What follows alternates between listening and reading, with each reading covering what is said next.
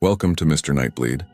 Tonight, in 7 most haunted cemeteries ever discovered around the world, we journey far beyond the reach of daylight, into places where whispers cling to the fog and the dead never quite stopped moving. From crumbling mausoleums in London to lantern-lit graves deep in the forests of Japan, these are the resting grounds that refuse to rest. The caretakers, the travelers, the locals, they've all seen things they can't explain. Statues that seem to breathe, bells that ring in empty crypts, footprints appearing in untouched snow.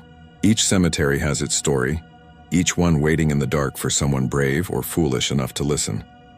My goal this month is to reach 3,000 subscribers, but almost 90% of viewers listen and vanish into the night without subscribing. Don't be one of them. Join the darkness. Subscribe now before we begin. Tell me in the comments where you're watching from and what time it is for you right now.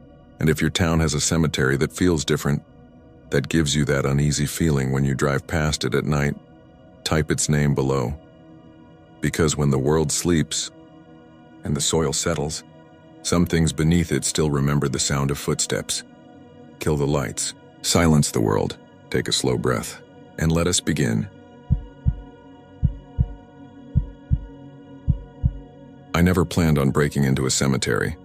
I was in London for a week on a work trip, the kind where you spend all day in conference rooms and all night pretending you're not jet-lagged. I grew up on ghost stories, though, and when someone at the hotel bar mentioned Highgate and the Circle of Lebanon, I felt the switch flip in my brain that tells me I'm about to make a bad decision.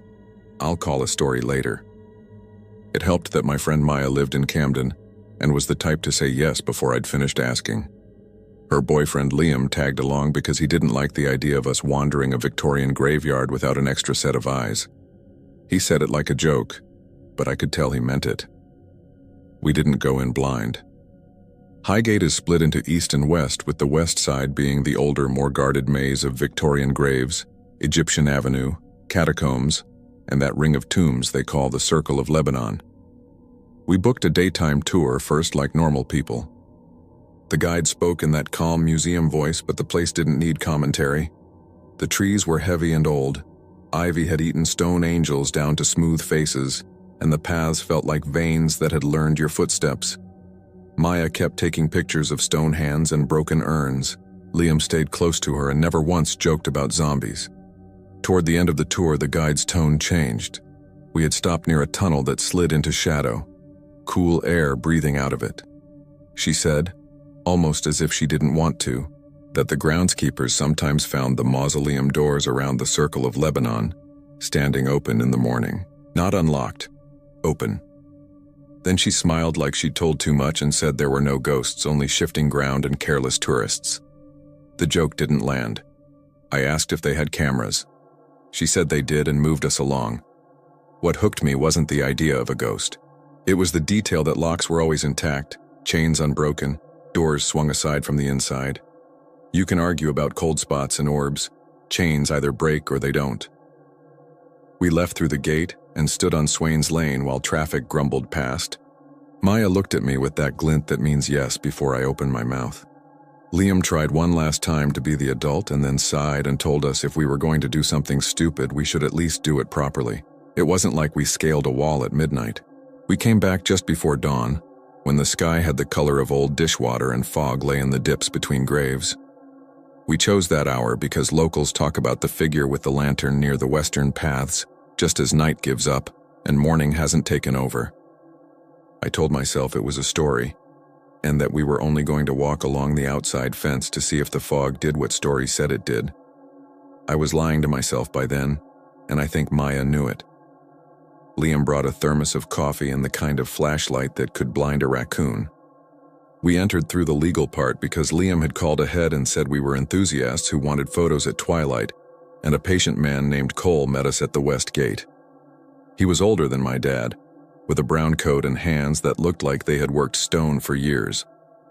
He didn't make jokes about zombies either. He told us very clearly that we could walk the main paths only, that he would be ahead of us on his rounds, and that if we got lost, we should wait where we were and call his name. He said it like he'd said it before, and had learned the cost of people ignoring him. The fog inside was different, thicker, as if the walls kept it from running off. Our footsteps sounded wrong, padded and close. We moved under trees that leaned like listening men. The graves turned toward us as we passed, the way houses do when you drive through small towns late at night. By the time we reached Egyptian Avenue, the temperature had dropped enough that I saw my breath. The tunnel swallowed us. Our footsteps became one set of clicks and scuffs. The air smelled of damp stone and iron. Past that, the path widened into the circle of Lebanon. It wasn't grand the way I had expected. It felt contained. A ring of mausoleums built into the earth, their doors facing inward around a cedar, whose roots must have pushed up under everyone. Each door had its name, its family, its wreaths in various stages of rot. They were all shut, some sealed, some chained. We took a step toward one and felt the ground give a little under our shoes, not enough to be dangerous, just enough to say we were standing on someone else's ceiling. Cole's light moved along the far curve and then slipped out of sight. I thought about the guide's story and realized I had expected some dramatic sign. Instead, there was the ordinary quiet that feels like the beginning of a bad decision. We circled once, whispering without meaning to. It was Maya who stopped, pointed, and touched my sleeve. A door stood a little wider than the others, an inch gap, maybe two. The chain hung slack. The padlock was in place, the hasp closed. It shouldn't have been able to swing. The fog breathed out of the gap as if it had lungs. Liam said he wasn't, interested in losing deposit money on handcuff keys, and stepped back. I leaned in and put my eye to the dark. There was nothing to see, only the sensation of depth that makes your stomach drop. I smelled water. It was faint, not fresh, more like the mineral rot of basements. There was a sound under that, so small at first that I thought I was hearing my own pulse. A slow drag, the sound you get when you pull a heavy chair over tile, drawn out and patient. I took my eye away and the sound didn't stop. It didn't grow louder when I moved closer either. It stayed the same, like the stone itself was remembering it. Maya lifted her phone to take a picture and her screen froze, then went black. She cursed softly and hit the button. Nothing. Liam aimed his flashlight at the gap and the beam failed like a school stage light on its last day. He shook it and it came back weak, yellowing, enough to show the inside wall maybe a foot from the threshold, smeared with something that might have been condensation and might have been handprints from people who had visited before and wanted to prove they had touched what wasn't theirs. I don't know why I said the name on the door out loud. It wasn't a name I recognized. It had the long S and the hyphen of the Victorian dead. As soon as I spoke it, the dragging paused. The breath of fog through the gap cooled my teeth. Then it resumed, one measured pull and another as if something had listened, considered, and decided to keep going. We didn't run. I tell people that because it makes me feel braver than I was. The truth is that we did what people do when they are not quite afraid enough yet. We told ourselves it was a drain down in the catacombs or ductwork we didn't understand. We told ourselves the chain had slack from settling earth, that the lock could be closed without anything being wrong. We finished the circle like good tourists. The fog thinned and the sky lightened and the city found its voice again beyond the walls. Cole met us where the path narrowed and looked at our faces for a long second. He asked if we had touched anything. We said no. He nodded, as if we had answered a different question. We left with daylight trying the stone. Breakfast tasted like lint. When I checked the photos later, the circle of Lebanon shots were there but changed. In each, the doors were a little wider than I remembered. Not swinging open, just wide enough to notice if you looked hard. In two, a smudge floated low to the ground near the center of the circle. It could have been fog. It could have been a trick of exposure. It looked like the suggestion of a man leaning forward as if to peer into a keyhole. That should have been the end of it. We had our story. It was creepy enough to dine on and vague enough to ignore. But that night in Maya's flat, I woke to a sound I knew my bones would not forget. A long scrape under the floor, too heavy to be a neighbor, too patient to be a pipe. It came in pairs, as if something without enough hands was pulling itself between joists. I sat up and looked at the gap under her bedroom door and felt a child's fear shove a grown man aside. The city hissed through the window. The scrape came again, from the hallway. Then it stopped. My tongue felt too big for my mouth. In the morning, I told myself it was the building settling, because that is what buildings do to weak minds. We went back to Highgate like an idiot returns to a hot stove. We went in daylight, with other tourists and a different guide. I hung back near Cole and asked him if the locks were ever found open on the ground. He said no. The chains were always where they should be. The doors were wrong when nothing else was. He didn't say the word ghost. He said pressure and subsidence, and told me once, years ago, he had walked into the circle before dawn and seen the doors to 3 adjacent crypts standing a hand's width open. He had stood there for a minute, waiting for the breeze that could do that. There was no breeze. He closed them with his palm flat and felt the stone resist like a slow tide. He said he had heard the dragging too, not nightly, not even regularly, enough to know its rhythm. He said that if you worked there long enough, you learned to leave certain things alone and to speak names only when you had to. He said the lantern, stories were for tourists, and that the only light that concerned him was the one that moved just at the edge of his vision when he had the keys out. The last morning we did something I won't defend. The 3 of us woke before dawn again and went to the fence. We didn't break in. We watched. Fog sat like breath on glass, and the trees were only drawings against it. A glow moved along the western path, not a headlamp, not a phone. It was lower, warmer, the color of honey seen through fingers. It paused where the path bent and lifted slightly, as if someone had raised a hand to look further. We were too far to hear footsteps. The glow drifted behind a row of stones and didn't reappear. Maya squeezed my arm and told me to stop leaning on the fence like a dog at a butcher's window. Liam said my name in a voice that insisted on daylight. I said we were going back in. We went because that is the kind of place Highgate is. It persuades you that rules are for other people. The gate was closed. The grounds were quiet. Cole wasn't at the office. We didn't shout for him because we were ashamed to be where we were. We moved along the path with the air of people who belong. The circle of Lebanon looked exactly as it had, which is to say it looked tired. 2 doors now stood open a little, not wide. Not enough to be dramatic, only enough to make the hair on my arms lift. The padlocks were in place. In the middle of the circle, the air had that dense feeling of a room before a meeting starts. I heard the drag and saw Maya hear it because she flinched and touched her chest like a winded runner. It seemed to come from beneath us, or from behind every door at once. There is no way to tell. It is a sound without a source when you are in the middle of a ring. We should have left then. We didn't. I took a step toward the nearest gap and spoke again. Not the family name this time. My own. It felt like a stupid test. The dragging stopped, as if I had interrupted someone's work. The fog pushed at my ankles. I said my name again because I couldn't help myself. The chain on the nearest door sighed against stone. My brain supplied a picture of it going slack, inch by inch, without the padlock moving.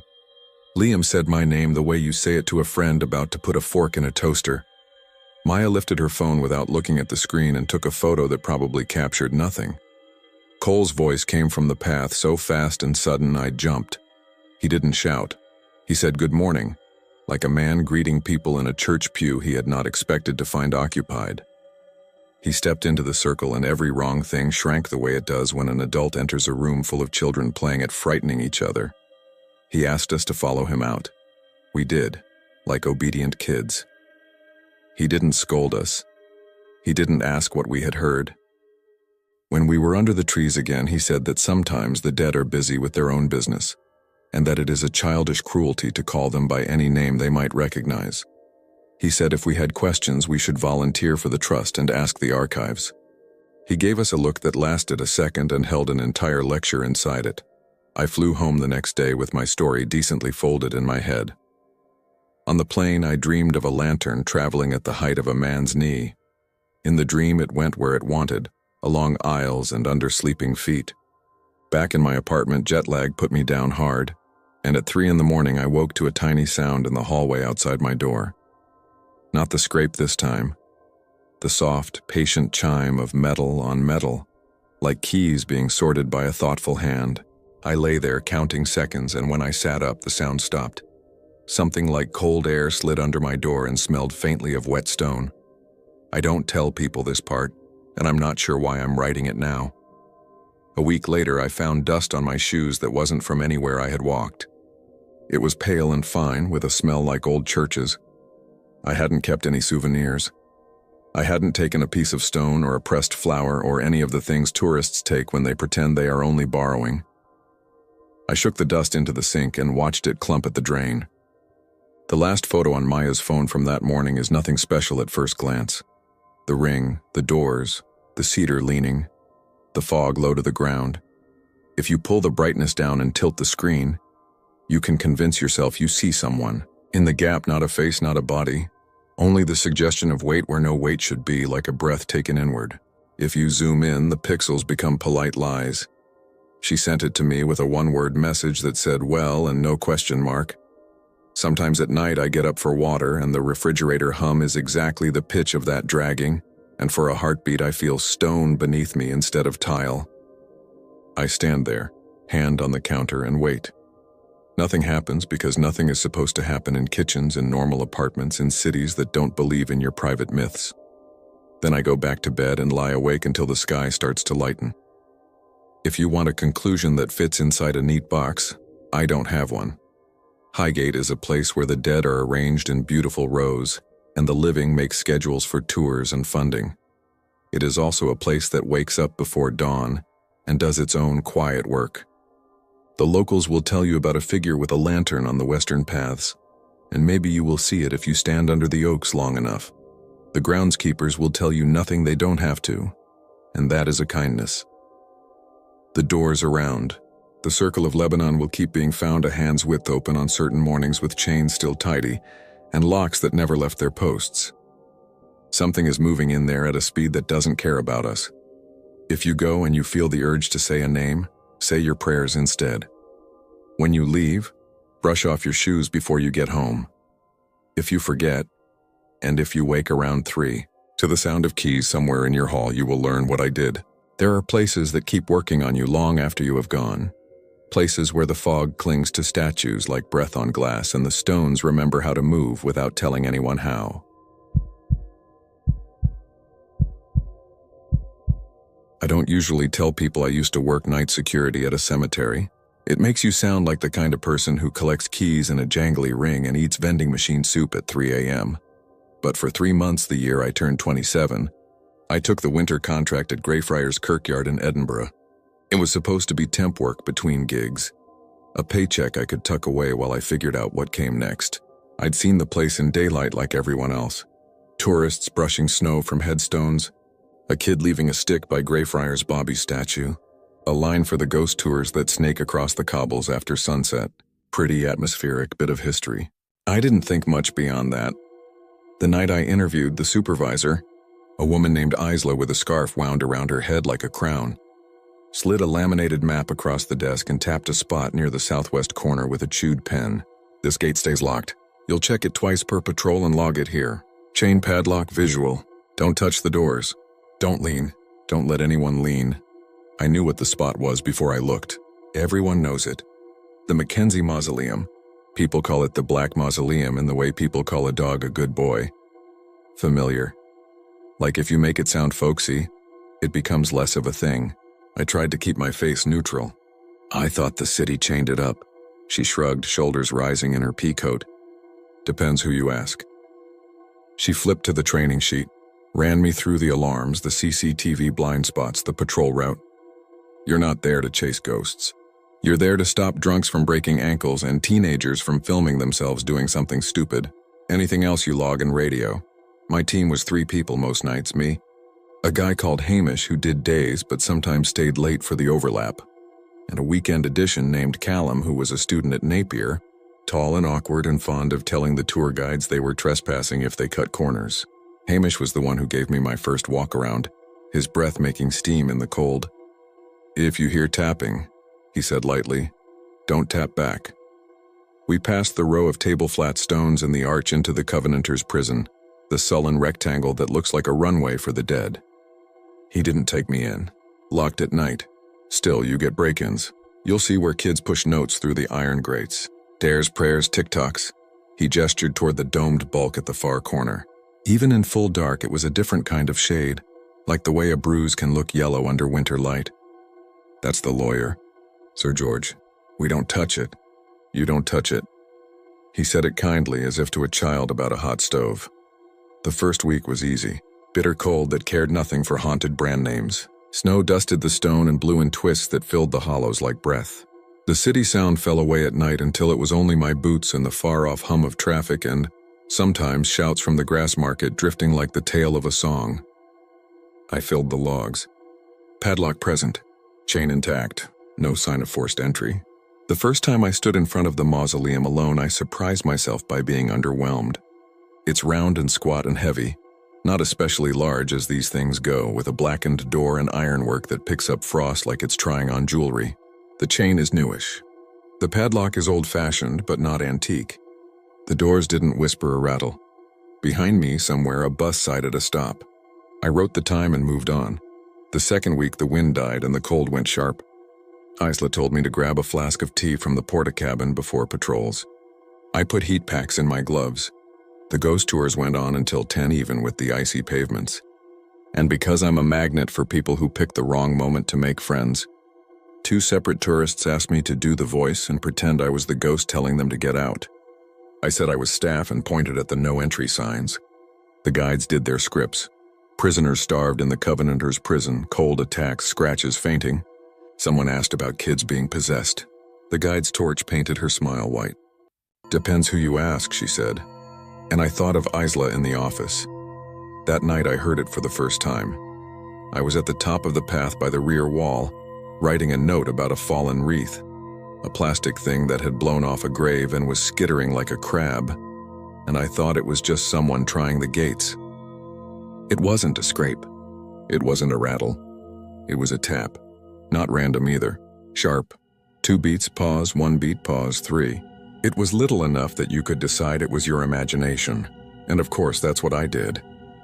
I turned in a slow circle so I wasn't giving my back to anything, because yes, fine, you can be brave and still have an animal brain. The sky was a Tupperware lid of low cloud. My radio hissed. Callum's voice came through complaining about his boots. I logged the wreath as recovered and told myself not to be ridiculous.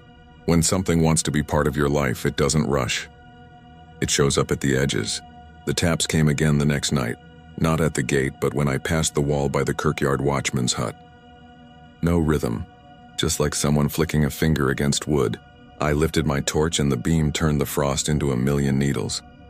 I could see my breath and the white smear of it huffing up from my scarf. The tapping stopped.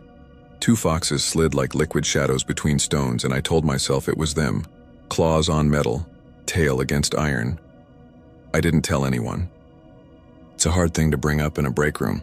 Hey, the lawyer is practicing Morse code on the inside of his own crypt. By then we were into the days where daylight was a rumor, and the dark came early like a guest who didn't knock. On a Wednesday, the tourist group at 9 was smaller than usual. 6 or 7 people, Americans by the sound of it, which meant they were polite about the cold and apologetic about existing. Their guide was a woman with red hair tucked into her jacket and a voice that carried. Now we stop here, she said. We do not cross the chain, we do not touch the door, and we do not, under any circumstances, lean. People laughed the way they do when someone tells them not to think about elephants. One of the Americans, a man in a navy beanie, shifted and put his shoulder to the iron by the door like it might hold him up while she spoke. Not hard, not really leaning, just weight the way people enter a room with their bodies. I was already moving before I knew I was moving. It wasn't the ghost rules, it was the part of you that doesn't let someone rest their hand on a hot ring. Sorry, sir, I said with more Scottish in my voice than I usually carry. No leaning. He stepped back with both hands up. Sorry, my bad. Didn't mean to. That was when the door hit the chain from the inside. Not a tap, a thump. Not theatrics. Wood against steel with a nausea of vibration that shot up the iron like a tuning fork and made the chain quiver so hard it knocked itself against the stone. The padlock held, but the sound had a force like bodies. The man made a sound I've only heard in emergency rooms. The women nearest the door screamed and then clamped their mouths with their hands like they'd broken something.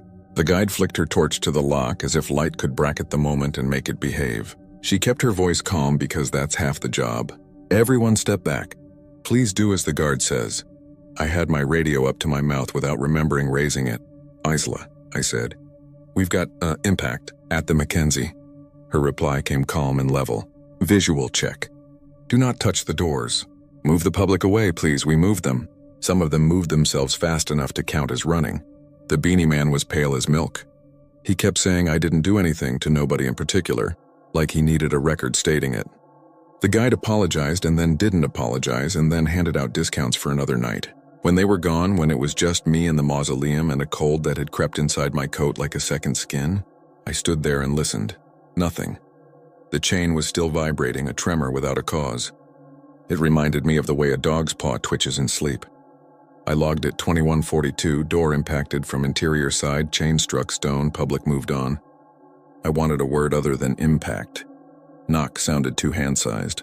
Strike sounded like metal on metal. Impact was neutral. Impact didn't care where you stood on ghosts. Hamish made me tea he didn't call tea because it was mostly whiskey.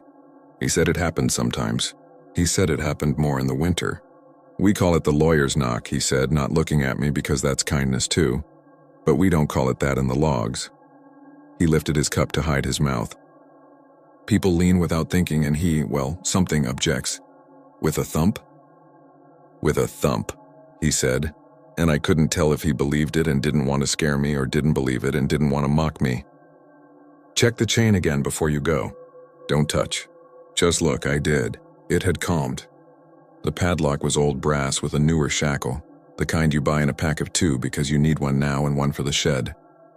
A line of frost ran across it like a fingerprint. I shone my torch on it and the light flared in the metal belly and came back at me warped. In that warped oval, my face looked a little like a courtroom artist's sketch, all suggestion and shadow. After that, the taps came most nights. Sometimes in 1s and 2s like distant rain, sometimes in little runs that had a rhythm I didn't recognize right away. I recognized it the night I sat in the porta-cabin with Callum. After midnight, and we watched a replay on the small monitor of a man slipping on a frozen patch by the north gate, and the tapping began on the cabin wall behind our heads. Callum paused the footage, and for half a minute we both sat there with our mouths a little open, like we'd just put hot soup in, and were waiting it out. The taps went 2, pause 1, pause 3. It was familiar, and I couldn't place it until Callum, who takes 2 extra beats to get to the thing you're thinking, said, "That's the way my auntie knocks. 213, family code, so you know it's her." He looked at me and we both smiled because humans are stupid about coincidence when they want not to be afraid. Then, from the direction of the Black Mausoleum itself, across the kirkyard in the frozen dark, there came a second set. 2, pause, 1, pause, 3, louder, closer to wood. I stood up hard enough to knock my chair. Callum didn't. He kept his hands flat on the desk like we were in a drill at school. "Could be a fox," he said to the monitor. "Foxes do family codes?" He shrugged and wouldn't turn his head. "Could be wind, then." "There's no wind." The air outside had been so still that cigarette smoke hung like gray ribbon near the tour group earlier, unwilling to dissipate. Still air makes sound travel far. Still air makes everything feel like it's listening.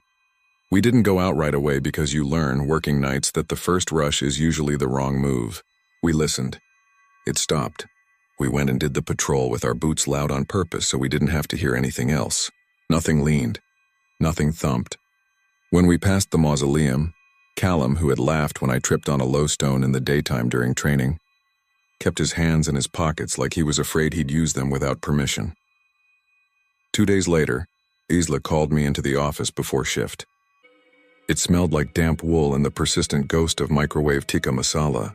She had a stack of printouts beside her and an expression like someone walking into the wind on Princess Street. "I need you to be honest," she said, and my heart did that stupid guilty flip you get when a teacher says your name even if you've done nothing. "Have you been letting anyone lean? Photographers, influencers, anyone?" "No. Have you leaned?" She held my gaze with the kind of stillness that makes a person spill when they're lying. "No," I said. I put my hand on the chain once to see if it had warmed in the sun. Then I remembered what you'd said. I didn't do it again. I was relieved to have an honest mistake to give her, a trivial sin to hand over like a confession in case that was what she needed. She nodded and let that pass. She slid the printouts across the desk. Photos. Dozens.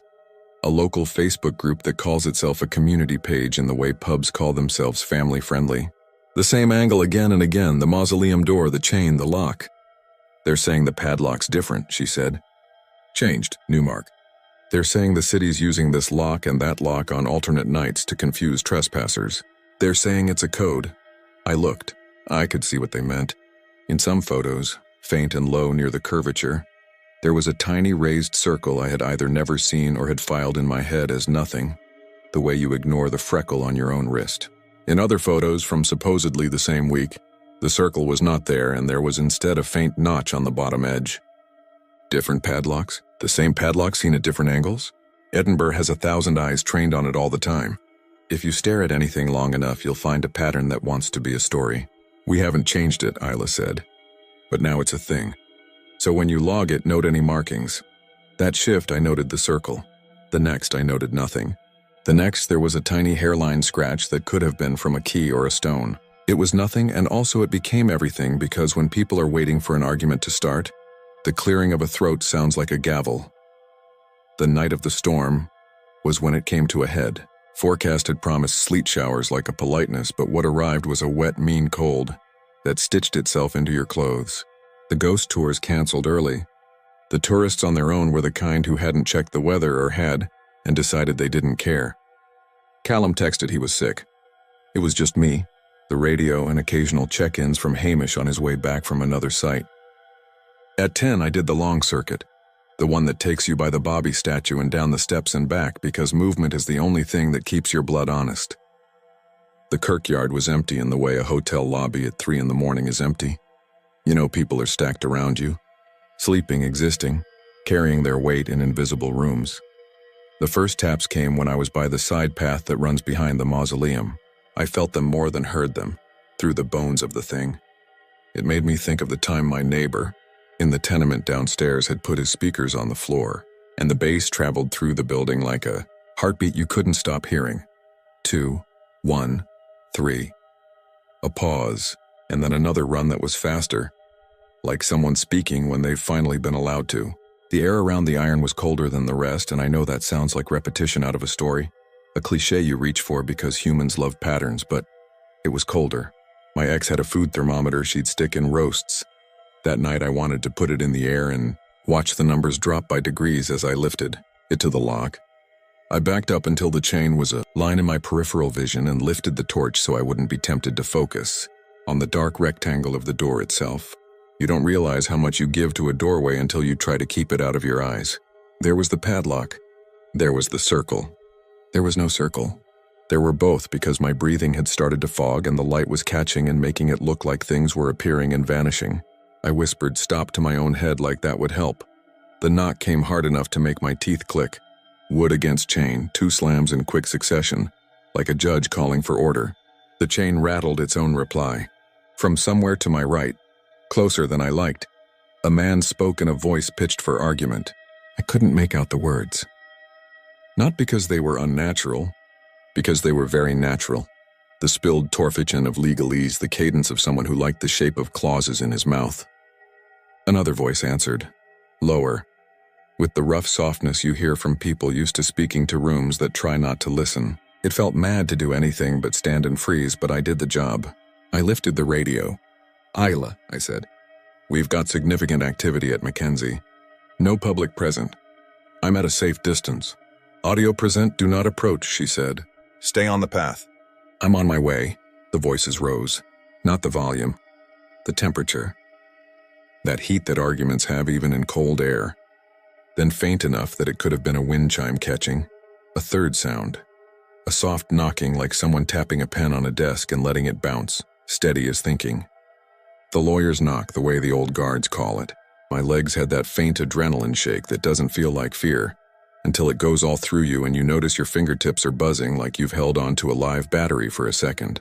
I stepped back until my calves touched stone, and that stone became my spine. Isla came with her torch and her stillness and stood next to me without asking what I'd heard. Her mouth was a line. She isn't big on comfort, but she doesn't mess with you to make things worse. We stood together in that blue dark with white flecks of sleet getting in our hair, and we listened to voices that didn't care we were there. At some point, Hamish arrived. He didn't say hello. He made his boots loud in the way I do and put his hands behind his back like he was in an assembly. We stayed until it stopped. That's the part a lot of the stories leave out.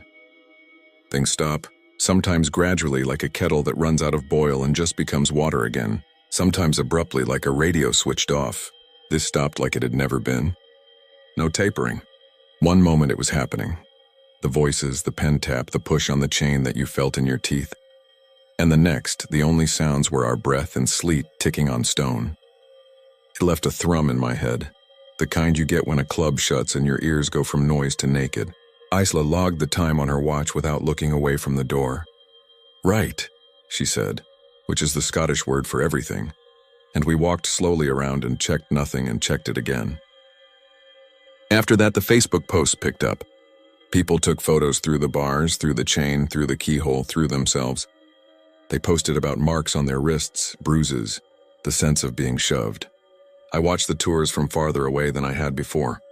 The guides went out with stories and came back with stories, and you could tell which ones had had something they couldn't file right by the way they were quiet in the break room afterward.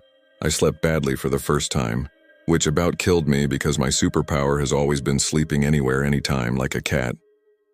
I dreamed my flat was full of paper, crinkly newspaper pasted over every reflective surface and something behind it arguing endlessly in a voice that kept almost making sense. When I woke up, my mouth was dry and my throat hurt like I'd been whispering into a pillow for hours.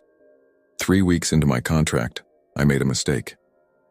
Not the kind you get fired for, the kind you work around. It was a Sunday, the kind of cold that feels wet even when it isn't. I'd done the last patrol. I was tired and thinking about my bus and about toast. The chain looked dull and harmless, and I wanted one point of proof I could give myself. One little thing you could hold in your hand, even if it's only a fact. I took my phone out to take a photo of the padlock so I could compare it to the next night's and say, "Look, same scratch, same circle, same cold." My boot heel slipped on a patch of ice disguised as normal stone, and I flung my free hand forward without thinking to catch myself. It hit the door. Not hard, not a lean. A slap that took my weight for a second and then gave it back. The wood was colder than the air and alive under my palm. I pulled back as if it had burned me. Something. Wrapped immediately from the other. Sight. Once. Light. The way you would if you were on one side of a bathroom stall and wanted to let your friend know you were nearly done. Don't know how long I stood there with my hand hung midair like it couldn't decide whether to apologize or fight. I lowered it. I wanted to say sorry out loud to a door. I didn't. I backed up. I took the photo because people are fools, and my hand shook so the first one blurred, and I took the second with the phone braced against a bar like a child at a zoo. That night, I dreamed I was standing in an empty courtroom. Not the kind you see on TV. One of the old ones where everything is wood and green leather and the smell of polish is soaked into the benches. The air had the cold stillness of churches and dental offices. There was no judge. There were no jurors. There were men in wigs I didn't recognize from my lifetime, and there was one man standing at a desk with his hands on either side of a stack of papers, whose posture said I'm about to speak and then kept saying it and never did. I woke with a taste in my mouth like iron and a pressure behind my eyes that was not crying and not quite a headache. The next day, on my way to work, I reached into my coat pocket for my wool cap and touched a small metal shape I didn't recognize. The shock of it made me snatch my hand back as if it had bitten me. I thought of needles, of pins, of the time a paperclip had somehow migrated into my washing machine and came out bent like a question mark. I reached in again slowly. I half expected it to be nothing because that's the more comfortable option, right? It wasn't nothing. I brought out a key. It wasn't an old key. Not a skeleton key to match the story. It was small and nickel bright and had a stamped code on one side. The kind you see on luggage locks and the backs of file cabinets. The kind that come with padlocks in a pack of 2, where the usually pointless second one lives in the back drawer with batteries and broken pens. The code was 4 characters, 2 letters, 2 numbers. I didn't know what I was looking at until my stomach got there first. Like the way you know you're going to be sick before your brain announces it. The 2 letters were SM. The 2 numbers were 23, Sir Mackenzie. 23 what? It didn't matter. All I could think of was the padlock and its little circle and the way Isla had said we hadn't changed it. I took the key to the office like a kid bringing a frog in his hands. Isla looked at it, not at me. Then she did look at me. Where did you get this? I don't know. Pocket, my coat. Has anyone else used your coat? No. You didn't pick it up from the ground? From a tourist? No. Hamish arrived as she was holding it between forefinger and thumb like a tooth. He looked at it and I saw him make a choice not to say anything easy. We'll put it in the safe, he said. You should go do your walk. I'll do the first one with you, we did. We walked and logged and made our boots loud and talked about the football like it mattered more than it does. I kept my eyes away from the padlock like I was avoiding a person. When we circled back, Isla was outside with a woman in a slim black coat with a city lanyard and a face that said she didn't have to prove anything to a night guard. We're replacing the lock, the lanyard woman said. There's talk online. I don't want copycats. We'll do it now. Now? Hamish said. Because what else do you say when someone proposes doing the dumbest possible version of a sensible thing? Now, she said. We'll document. It's just a padlock, gentlemen. It's not Pandora's box. They had bolt cutters. They had a new lock in a city-issued plastic bag. They had a paper form on a clipboard, and the sort of upright righteousness that makes bureaucracy like a church. When the bolt cutters bit into the shackle, the sound they made was the same one I've heard when a violin string breaks under tension. Shock and snap, and a little crying aftertone in the air.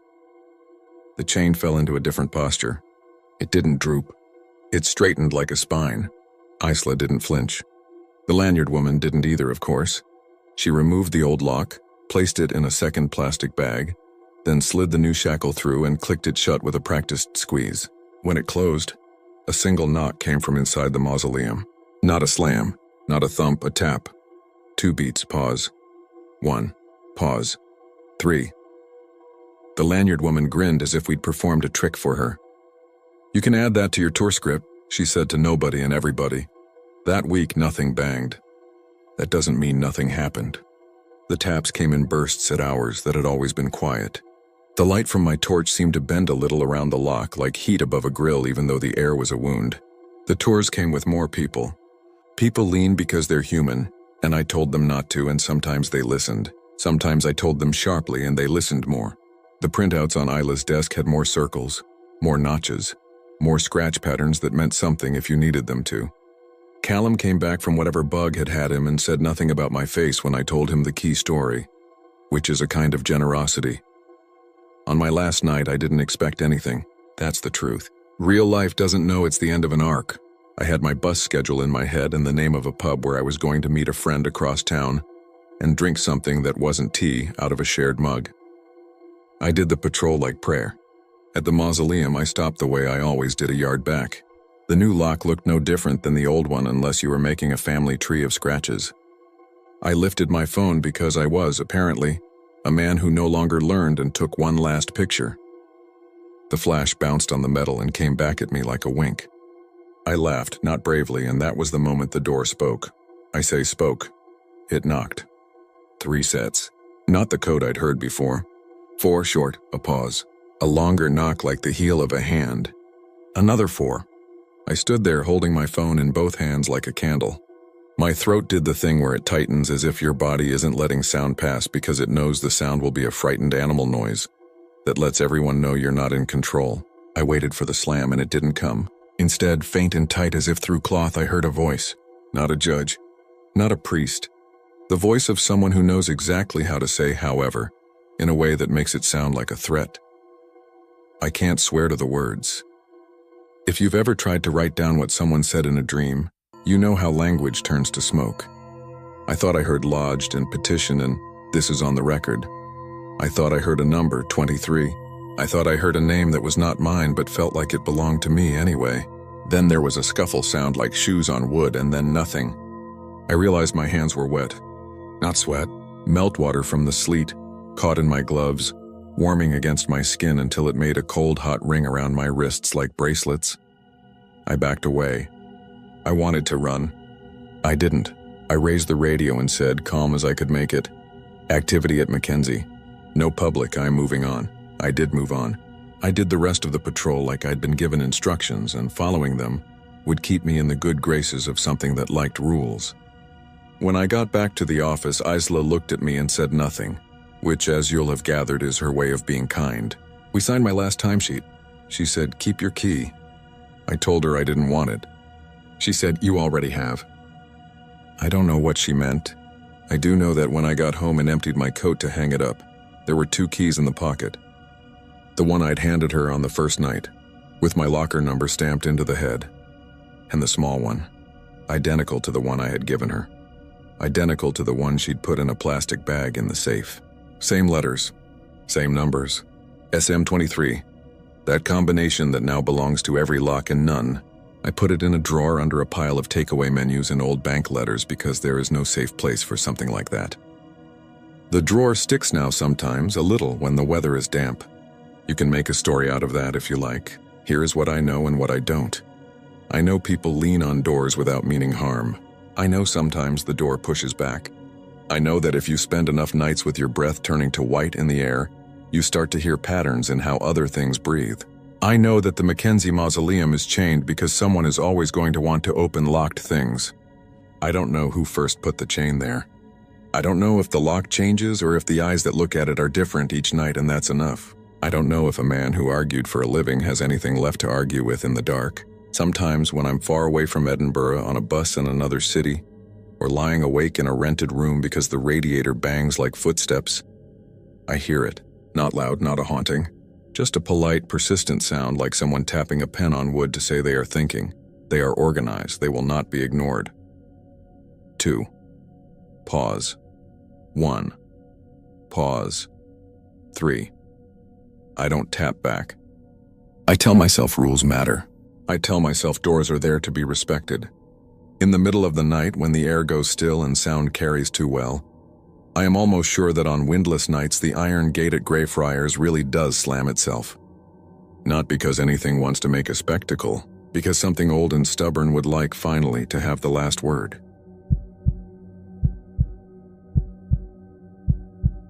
I don't usually admit the dumb things I do for a story, but this one started with a lie I told at a cafe off Calle Vicente Lopez, a block from La Recoleta Cemetery. I told the caretaker I was a graduate student collecting oral histories of Buenos Aires folklore, and that my thesis focused on urban memory and monumental cemeteries.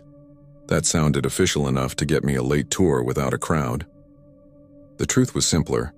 I was freelancing for a mid-sized YouTube channel that posts narrated true stories with stock footage and clicky thumbnails.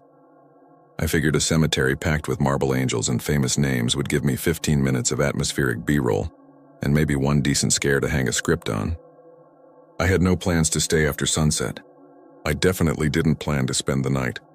The caretaker, who introduced himself as Jaime, did not look like a man who ran out of daylight easily. He was one of those strong older guys who wears the same faded shirt every day because it saves time. He had a ring of keys with little metal tags that clacked when he walked, and a small thermos of yerba mate balanced in the crook of his arm. He checked my letter, printed and signed by me, Department of Cultural Anthropology, UT Austin, which is not a department I've ever set foot, and took pity on the sweaty American, who showed up with a camera he obviously couldn't afford. "You are fortunate," he said in English that carried a scratchy radio kind of rhythm. "Today is cool. Less mosquitoes. The humidity she is lower. The angels don't cry so much." We entered through the gate and the city noise fell away fast, like someone closed a heavy door behind us. La Recoleta is not a cemetery the way I imagined cemeteries. It's a small city of the dead, blocks of mausoleums set like narrow houses, doors of black iron and stained glass, roof lines with crosses and crowns. The pathways are tight and clean, paved in black and white stone, and the names read like street signs: Alvear, Pueyrredon, Dorrego. People talk about celebrity graves, the marble dogs guarding family vaults, the tragic stories, the statue of the woman in a wedding dress who died before her ceremony. But if you walk a little deeper and turn off the main spine where guided groups drift in clumps, you feel the cool shade and smell roses that never seem to fade. The scent is there even when you don't see flowers. It's sweet and a little old, like a memory pulled from somebody else's pocket. "Listen," Jaime said after we'd been walking 10 minutes. "No wind, but there is always a whisper. People think it's the plastic from flowers or the leaves, but it is not. The dead here speak in many tongues. English, Spanish, sometimes Italian. They say luz por favor. They say light." I smiled and made a note to use his exact phrasing later. When he noticed my camera, he nodded toward a cluster of angels on a rooftop. Their faces were softened by the air, their noses rounded, their eyes losing their sharpness. The marble here doesn't age cleanly. It looks like it's sweating. Drops collect in the corners of eyes and run lines down cheeks. The angels crumble in the humidity, he told me. Every year a little less of them. Do you ever stay after dark? I asked, trying to keep it casual. I have a small room, he said, as if I'd asked whether he had shoes. But yes, I live here. My wife died and I didn't want the apartment. I listen, I sweep. I tell the security what to ignore and what to watch. And when the morning comes, I make sure the glass is clean. What glass? He stopped at the end of a narrow passage and pointed with his chin. The tomb at the corner looked like a storefront, a small chapel with tall panes of glass in front and sides. Inside, rows of flowers in crystal vases, framed photos, candles, a little porcelain lamb on the floor. The doors were sealed with a neat line of metal screws, and the front glass was so clear it seemed like you could walk through it into the cool interior. She was lying there.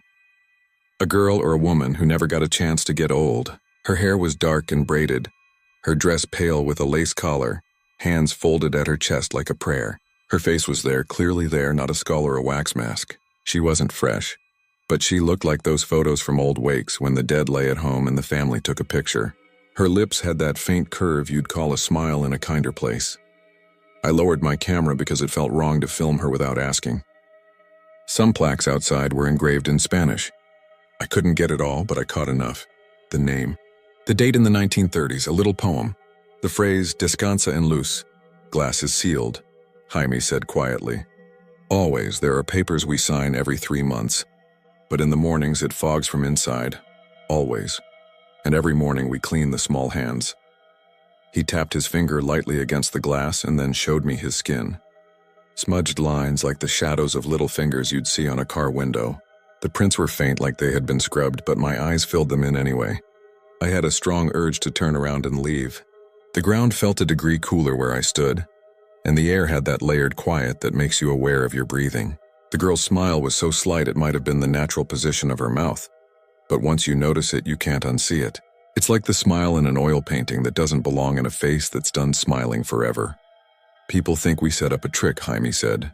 Something to make the tourists talk. But I am the one who cleans the glass each morning. So I know the handprints are there. The security guard, his name is Pablo, he knows too. He tries to tell the policemen when they come here for a lost dog or a drunk. Pablo says the girl asks for light. They laugh. I nodded like I believed him because I didn't want to be that guy who laughs and then sees something he has to pretend he didn't.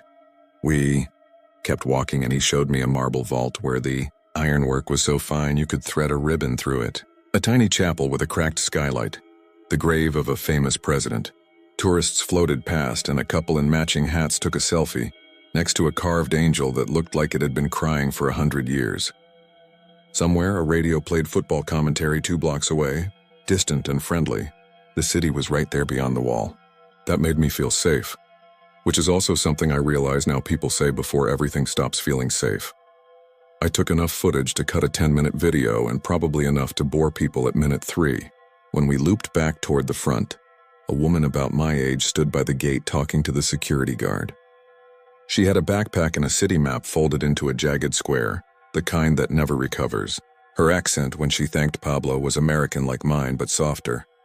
Minnesota or somewhere that winter lives longer. She caught me looking and smiled the way people do when they're traveling alone and surprised to hear familiar vowels bounce back.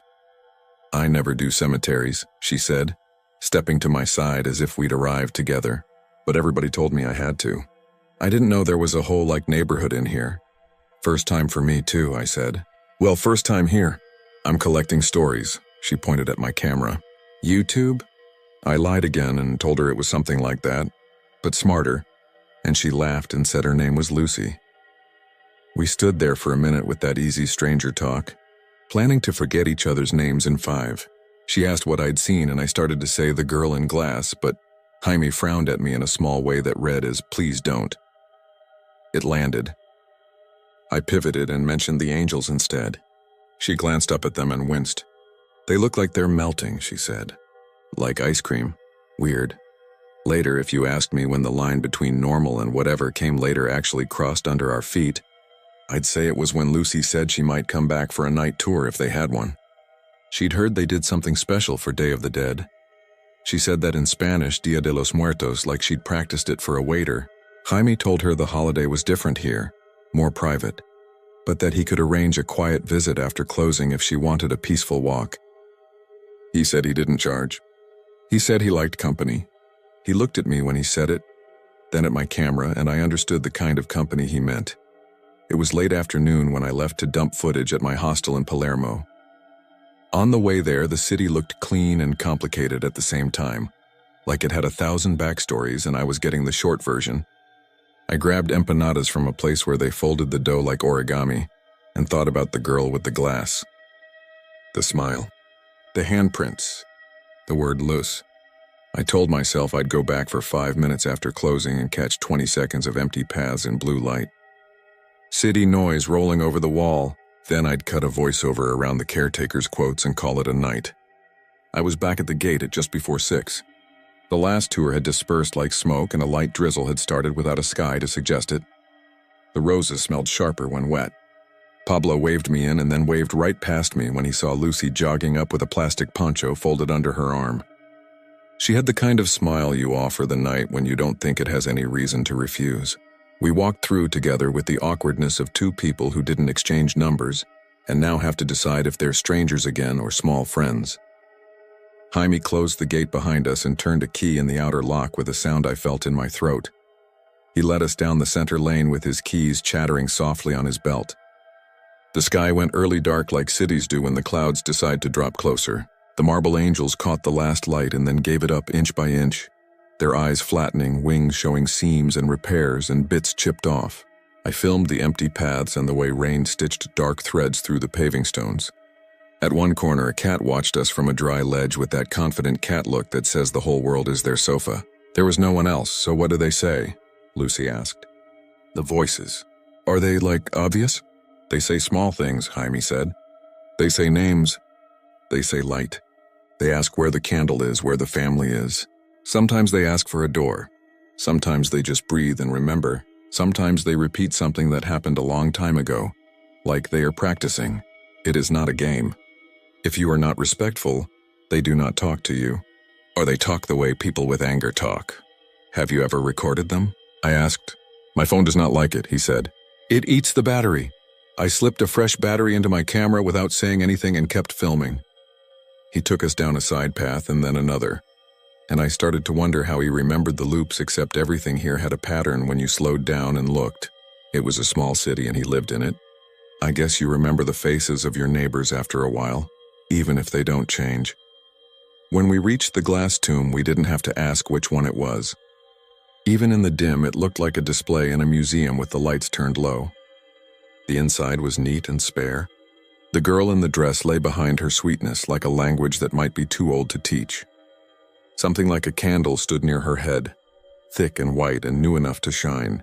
The front glass was perfectly transparent. If you'd told me a second later that a child had pressed both hands against it from inside and leaned hard, I would have believed you because that is exactly what happened. Except she wasn't there and there wasn't a child and the prints didn't appear one by one. They bloomed together, a little pair dead center, like frost shaped into hands by a breath you couldn't see. Every morning, Jaime said softly. But it was evening now, and a small cold creak of air moved along the path where we stood like the cemetery had an old lung, and we were catching its exhale. Lucy took a step closer, then stopped. She didn't touch the glass. She didn't have to. She drew her hand back like she'd reached for a stove and felt the heat before the burn. My camera was still on, but what I filmed then was rain ticking along the ironwork and a tilt in the way my breath fogged the edge of the lens. The handprints were small and clear. 5 little crescents where nails would be. No smears, just like the press and release you make when you check a window to see if it's clean. Luz, I said before I could stop myself. Do you want light? I hadn't planned on saying it in Spanish, but it came out that way. My accent betrayed me and gave me away twice. The air pressed closer like a big hand on a small shoulder. Something clicked behind the glass that could have been settling wood or could have been a fingernail against a table. You bring the candle, Jaime said, but not to me. He was looking at Lucy, and she was already digging in her bag. She had bought a little votive at a shop near the church earlier, a white one in a glass cup. She lit it with a cheap plastic lighter and looked at us like you look at someone when you do a gentle thing and need them to tell you it's right. Inside, Jaime said, there is a little hole on the side where we push the offerings. The families know. The wax sometimes goes inside, sometimes not. But it is better when the flame is inside. There was an iron keyhole under the plaque and a tiny panel loosened with one turn. It wasn't a door exactly, but a metal tongue you could press back with your fingers if you were patient. Jaime did it like he'd done it 100 times. He slid the little candle in on its side and used a metal rod to push it forward until it tipped upright just inside the glass. The flame wobbled and then steadied. The prints faded very slowly. If you've ever seen fog thin where heat meets glass, it was like that.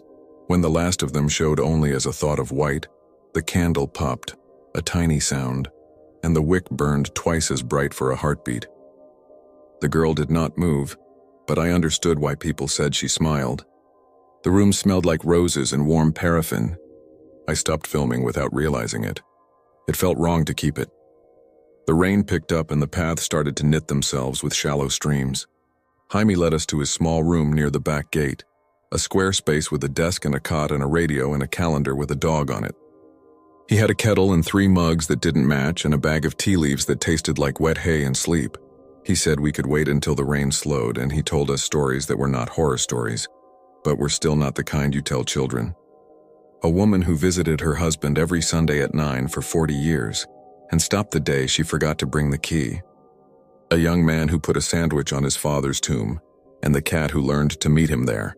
An electrician who refused to change a bulb in the chapel because when he climbed the ladder, he heard his own name spoken in his mother's voice, and she had been dead 2 decades. Around 8, the lights in the distant church clicked off and back on like someone tested a switch wrong. Pablo's radio sizzled through the wall and then cleared. He and Jaime said something fast to each other in a shorthand that meant I don't need to know. Lucy looked at me and made a face like the good kind of not knowing is fine until it isn't. The rain softened. The city returned to the edges of the night like a photograph dipping through chemicals. I should have left then. I could have. But the candle inside the glass became a thought I couldn't shake. I kept thinking about the word light and who gets to have it and who has to ask. I kept thinking about how the prints appear every morning. I asked a question that I still wish I hadn't. What happens when the candle goes out? Jaime didn't look at me right away. He blew on his tea and then set it down. Another is placed, he said. Sometimes there are many. And if there isn't another? He rubbed his thumbnail along a line in the desk. Then the morning comes faster. He said it as if he had learned the sentence by heart. It landed in the room like a coin and refused to stop ringing. When we finally walked back out, the paths shined black and the angels had gone from gray to shadow. We passed a little family vault where the door had shifted over time and a slice of the inside showed. Bowls of flowers, a boy's photo, a rosary strung on a hook. The cat we'd seen earlier trotted ahead of us and then stopped and watched us pass and blinked slow, as if we were doing a trick for it. Jaime's keys sounded like rain when he walked. I filmed the wet stone and the way the streetlights outside threw pale bars across the marble faces. At the glass tomb, the candle was down to a small gold circle. It flickered, steadied, flickered again. The prints had not returned, but there were faint arcs at the edges like a breath trying to find purchase. I could see my own reflection now. The camera, a dark rectangle I held against my chest, and Lucy's hood pushed back, her hair dark with rain. Jaime didn't step closer. He stopped a couple paces away and leaned on the wall as if this was the part of his walk when he let the night do what it wanted. I told myself we were here to check. The way you check a door you know you locked. The candle imploded with a tiny sigh. There is no better verb for it. The wick bent and glowed and then went black, and the smell of hot wax and roses swelled and slid away. The air felt heavy and then light. Something tapped the glass from inside. I know how that sounds. I know what it makes you think, but I have no better phrase for it. Something tapped the glass from inside once and then again higher up, like a polite knock given by a person too small to reach where you'd expect. I didn't want to move. I didn't want to see new prints appear because I already had the shape of them in my head, and I knew if I saw them I would carry them home the way people carry a tune they hate. But the glass stayed clean. I held my breath until I had to let it out. Lucy was very still, like if she stayed quiet enough the whole night might forget us. Luz, Jaime said, but not to the glass. He said it to the damp, to the path. to the air that connects everything. The light returned where there should not have been light. It was not a candle flame. It came from inside the tomb, but not from one place. It was like someone opened a curtain in the morning. The girl's skin looked warmer. The floral water in the crystal vases brightened. A breeze that had no business being inside a sealed crypt stirred the little ribbon on a bouquet so it lifted and lay flat again. The air smelled like fresh roses now, not old ones. I realized I was crying without drama, the way a person cries at a song they haven't heard in years. I wasn't scared in the way I expected. The fear came one beat later, the honest kind, when I saw my reflection in the glass and the second reflection behind it. My reflection did not match me. My camera stayed still in my hands, but in the glass the dark rectangle trembled. My shoulders were up in the glass like I was bracing. Lucy lifted a hand to tuck her hair, and the Lucy inside the glass touched her own cheek. There was a beat of misalignment, and then everything caught up. It felt like when an old video call lags and then jumps forward to catch you again, except there was no internet here, no delay that made sense. The second knock came from down near the floor, an impatient tap that could have been a finger or a nail or a coin. The word light came into my head like a shout you remember, like a memory that runs front to back, and I knew it wasn't mine because I have never begged for light that way. "Jaime," I said. "She wants—" A wind ran along the path and made the ironwork sing. Somewhere deeper in, a vase toppled and shattered. The cat streaked past like someone kicked the world under it. The church lights blinked twice and held. My camera died, not gently, but like a switch had been cut. I reached for a spare battery and my hand met an empty pocket where I swear one had been. "We go," Jaime said, soft but firm, the voice of a man who knows when to end the last cup of the night. "We say thank you and we go." Lucy backed up first. She did not turn her back on the glass. Her hood slid up and she didn't fix it. The candle stub inside had blackened into a small, still circle. No new prints appeared. But if I ever see another piece of glass in my life, I'll see the possibility of them before I see my own face. I nodded at the girl and I felt ridiculous for doing it, and also like anything else would be a mistake. On the way to the gate, Jaime walked that calm, even walk of his. He didn't hurry us, but he didn't stop. He told Lucy to come back in the morning if she wanted to watch the angels in the sun. He told me to bring a real letter next time, which landed like a joke and not like a lecture. Pablo opened the gate for us and said something to Jaime that was all consonants and shrug.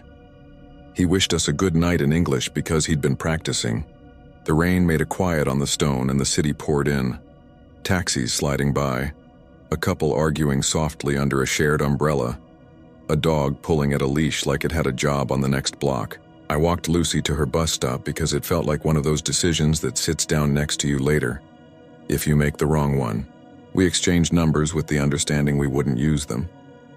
We did the Chicago hug, quick and respectful. She climbed on a crowded bus and turned her head to watch the windows as it pulled away. Like if she didn't look, the cemetery might vanish. Back at the hostel, my footage was a stack of dead files. Every clip after the candle died was corrupted. The thumbnails showed green noise and gray bars, and once in one of them, I swear I could see a small gesture if I wanted to see it.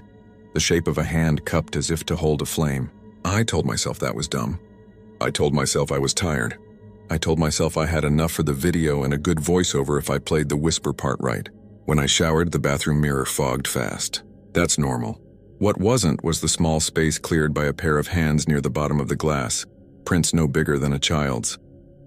I wiped them with a towel, and they came back lighter, the way smears do. I forced the window wider even though the hostel staff had stuck a rubber wedge in, because guests kept knocking the pane shut. Rain drifted in. When I turned back, the mirror was clean and I laughed and I hated how loud it sounded. I slept with the bedside lamp on and woke to it off. The bulb was warm to the touch. I left Buenos Aires a day early. That's not like me. I like to pretend I'm the type who squeezes every drop of a place. The airport smelled like coffee and disinfectant and people trying to keep their goodbyes short. On the plane, I sat next to a man in a suit who asked me in Spanish if I lived in Texas. I asked how he knew and he tapped my cap. I'd forgotten I was wearing it. We said we hoped for smooth skies, and when the light above our heads lit up for the safety demo, I flinched and pretended I had an itch. I cut the video a week later back home. I wrote it like a careful lie that leaves the true things in. I didn't fake any EVP or add a knock sound. I talked about the caretaker's belief in the whispers. I described a tomb sealed in glass and the way the mourning leaves small hands on it. and how some people laugh and others don't. I kept the candle moment to a sentence, and all I said was that the night honored the word light in a way that meant more than electricity. The video did well.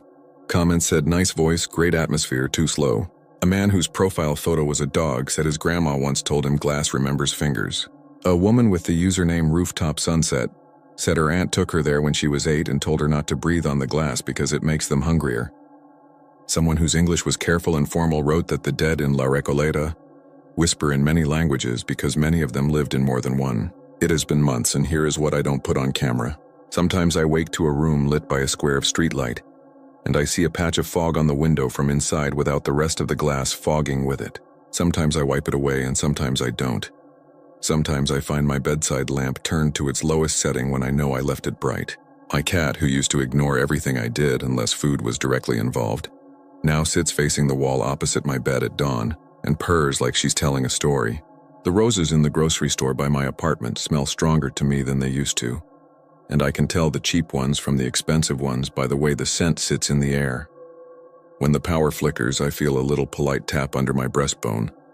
Not a pain, but a reminder, like a small hand asking please. I told myself I'd go back one day, bring a real letter, stand still in the morning and watch the glass for a while. Maybe the handprints would be there. Maybe they wouldn't. Maybe I'd bring a candle with a wick that doesn't surrender too fast. Maybe I'd learn the right word for the kind of light the dead can use. But every time I check flights, something in the room clears its throat without sound, the way a teacher might before a test, and I decide to wait. Not out of fear exactly. Not out of fear either. A couple of weeks ago, Lucy texted me for the first time. It was a single sentence and a photo I didn't open. She wrote, "Did you ever notice mirrors fog faster when you're alone?" I stared at it for a long time and wrote back that she should keep a small candle near her bathroom and light it when the air felt crowded. She sent a thumbs up, and then 2 hours later, no context, the word gracias and a rose. Last night, the power went out on my block for 9 minutes during a storm. When it came back, my bedside lamp was already on. I hadn't left it that way.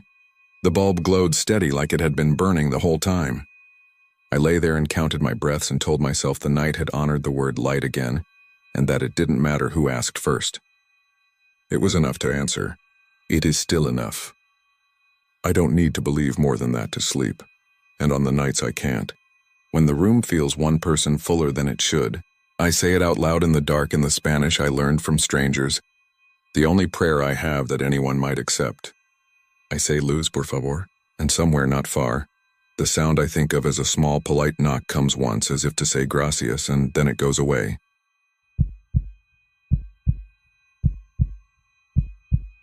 I didn't move to Paris to chase ghost stories. I moved because I was 32. The job I had in Austin had turned into spreadsheets and deadlines that tightened like a belt, and an old professor told me I could pick up contract translation work from anywhere, if I was willing to live cheap.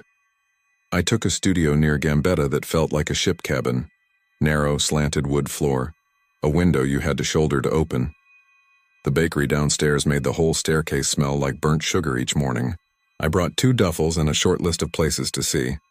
I crossed museums off politely, and then kept returning to the one place I wasn't supposed to love, the one that made me feel like I could breathe. Père Lachaise is too large to be a cemetery and too quiet to be a park. It rolls and folds over the eastern edge of the city, crosses of stone and family chapels pressed together like a village that forgot how to move. Tourists cluster at the famous graves. They come with folded maps and big cameras and whisper, as if manners could continue past death. What kept pulling me wasn't the names, but the way the wind moved through the pines, the way the cobblestoned alleys turned and turned until you'd swear the hill was rearranging under your feet. When you're between freelance jobs and trying not to spend money, walking is its own free addiction. The cemetery became my loop. I met the first person who would matter there in late October on a day that threatened rain and then held back. She was photographing a bronze angel whose face had slouched from a century of acid rain into something like grief. I apologized for stepping into her frame. She laughed and switched to English before I could embarrass myself with verbs. "Don't worry," she said. "He likes being in pictures." It's attention. Her name was Camille. She had a scarf that never matched her coat, and the kind of posture that made you think she had spent years carrying 2 heavy things. She lived near Père Lachaise too, in a shared flat with a cat that belonged to no one. She showed me how to follow the big avenues and how to cut through the numbered divisions, how to tell the old stone from the expensive new white that families ordered now. She distrusted the clusters at Jim Morrison's grave the way a local learns to distrust tourists who act like they own what they visit. But she had her own pilgrimages. She led me to the humbler tomb of a 19th century poet and left a metro ticket there for the journey. I started timing my walks to find her. She started timing her walks to find me. Sometimes we got coffee near the Sharon entrance. Sometimes we just walked. The second person who mattered came from the other end of life. Henry was a gravedigger, though he made a point of saying that word with its old weight. Fossoyeur, he told me, tapping his chest. He was old the way wood is old, not brittle but seasoned. He had a high forehead that the sun had forgotten, and a fringe of hair that looked combed by the wind. He had worked at Père Lachaise and the smaller cemetery at Montmartre for almost 5 decades, he said. The supervisors came and went. The families went more often. The work did not change. He liked Camille because she listened when he spoke and didn't smile at the wrong places. I liked him because he talked as if he was telling you the rules of a game. And when you're a stranger in any place, that's the first thing you need. We would find him near the maintenance building drinking what he called coffee and what tasted like punishment. He would point his paper cup toward a polished mausoleum where a bronze door had started to green. They didn't bring his wife here, he'd say. She wouldn't have him even after he was quiet. Or he'd point down at a patch of earth where the ground sank almost imperceptibly and say, he was taller than he said. The pages of the city map in my head filled with notes you can't print. I don't know at what point I started staying late there. Maybe it was the days getting shorter. Maybe it was the thing that happens when you're in a new city, and you've made 1 or 2 friends and start pretending you have a life. Camille had her photography workshops. I had assignments that kept me up until 2. Our schedules only overlapped at the edges, which meant I would walk into the cemetery after 3 or 4 in the afternoon, and then pretend it was still day. Even as the light went gray and the crows turned into rips in the sky, security swept people out at closing, but if you weren't loud and you walked with purpose, sometimes they assumed you belonged. I didn't make a habit of pushing my luck. I didn't have to. A few evenings not long before Halloween, Camille and I took the long way around to the lower gate and found it locked. The upper one had been locked a few minutes earlier. Paris does that to you, gives you the clock and takes the time. A guard waved. We waved back. Henri, who must have been assigned to some last task near the head office, came down the path with a ring of keys the size of a salad plate and let us out. Be careful, he said. Between midnight and 1 they ring the bells to keep the living away. I thought he was making a joke. He wasn't. He stared above us as if someone was standing on the wall and then walked back into the dark like he hadn't finished his sentence. Camille and I didn't speak until we were in the street. It was colder there, what did he mean? I asked. He likes a story, she said. Maybe he means the police bells once, or the church nearby. There is Saint-Germain, but it's not very near. She tried to sound dismissive, but her hand had found my sleeve while we stood there. I noticed it and then pretended not to. The way you do when something is both pleasant and out of place. The next time we saw Henry, he explained without my asking. October is a month of explanations if you know who to stand near. There was a church, he said. Once it burned in the time of my grandmother. They moved the site and they tore what they could and left what the ground wouldn't let go. But the bells, the big ones, they fell. They cracked, I think. They're not there now. There is no church there now. But anyone who keeps the night hears them. It was worse for a while. The years after the war. All the men you didn't want to bury, we buried them anyway. And the bells rang more. midnight to 1, like someone was practicing. We told ourselves it was the trams, even when the trams were not running. We told ourselves it was the wind in the metal gates, even when there was no wind. And then the worst thing is that you get used to it. That is when something has you. Camille lowered her camera and glanced at me like she wanted me to signal how seriously we should take this. I shrugged. I wanted the story to be real. Wanting something to be real is as good as believing it, at least at first. What happens if you follow the sound? She asked. Henri watched her for a long breath. He tapped his paper cup, empty now. You don't, he said. But if you did, you would find a small iron gate. Not one of ours. You would see a headstone with no name. There is only a carving there. The mouth open. It was carved like that when my father's father came here. He believed that meant the dead was singing. They used to carve that in one of the provinces, he told me, on graves of singers, but the mouth is too round. It is like a well. If you stand close, you hear breathing. Sometimes you hear it when you are still far away. It is not ours. We have names here, even for those who had none in life. We give them names. That stone isn't ours, could we see it? I said because I make mistakes out loud. You could, yes, he said with the tone of someone explaining where you find the fuse box knowing you might hurt yourself. But you will not find it in the day. That night, lying in the little studio with the sound of buses passing the end of the street like waves, I listened in a way I hadn't before. Paris is never quiet, even in the neighborhoods where shops and restaurants thin out. It hums with its own version of sleep. Between midnight and 1, I heard a sound that was not the hum. It came in a small measured way that made me think of metal echoing somewhere it shouldn't. You know the difference between what travels through air and what travels through stone. This sounded like both. I changed position. The window glass ticked in its frame. I told myself it was a late metro or the elevator in the building across the court, hauling someone up to the 7th floor. I told myself many things. When it kept time like a memory, I counted without meaning to. The next day was rain. Camille and I texted and met anyway. The rain makes the cemetery seem less morbid somehow. The stone darkens. The bronze gleams. The tourists thin and the men who sit on the walls with cheap wine vanish into cafes. We walked with umbrellas, stepping around puddles that mirrored the cypress. She asked me if I'd heard anything. I told her I had. She nodded like she had been certain I would answer that way. She had not slept well either, but for her it wasn't the bells. It was her cat knocking a glass off a counter and the sound waking something that wasn't worry and wasn't calm. We make lists of small and explainable things when we don't want to talk about the big one hovering over both of us. We found Henri and told him we were curious and that we were not reckless. He laughed once without humor. Reckless people never think they are reckless. But I will be there, if you are there.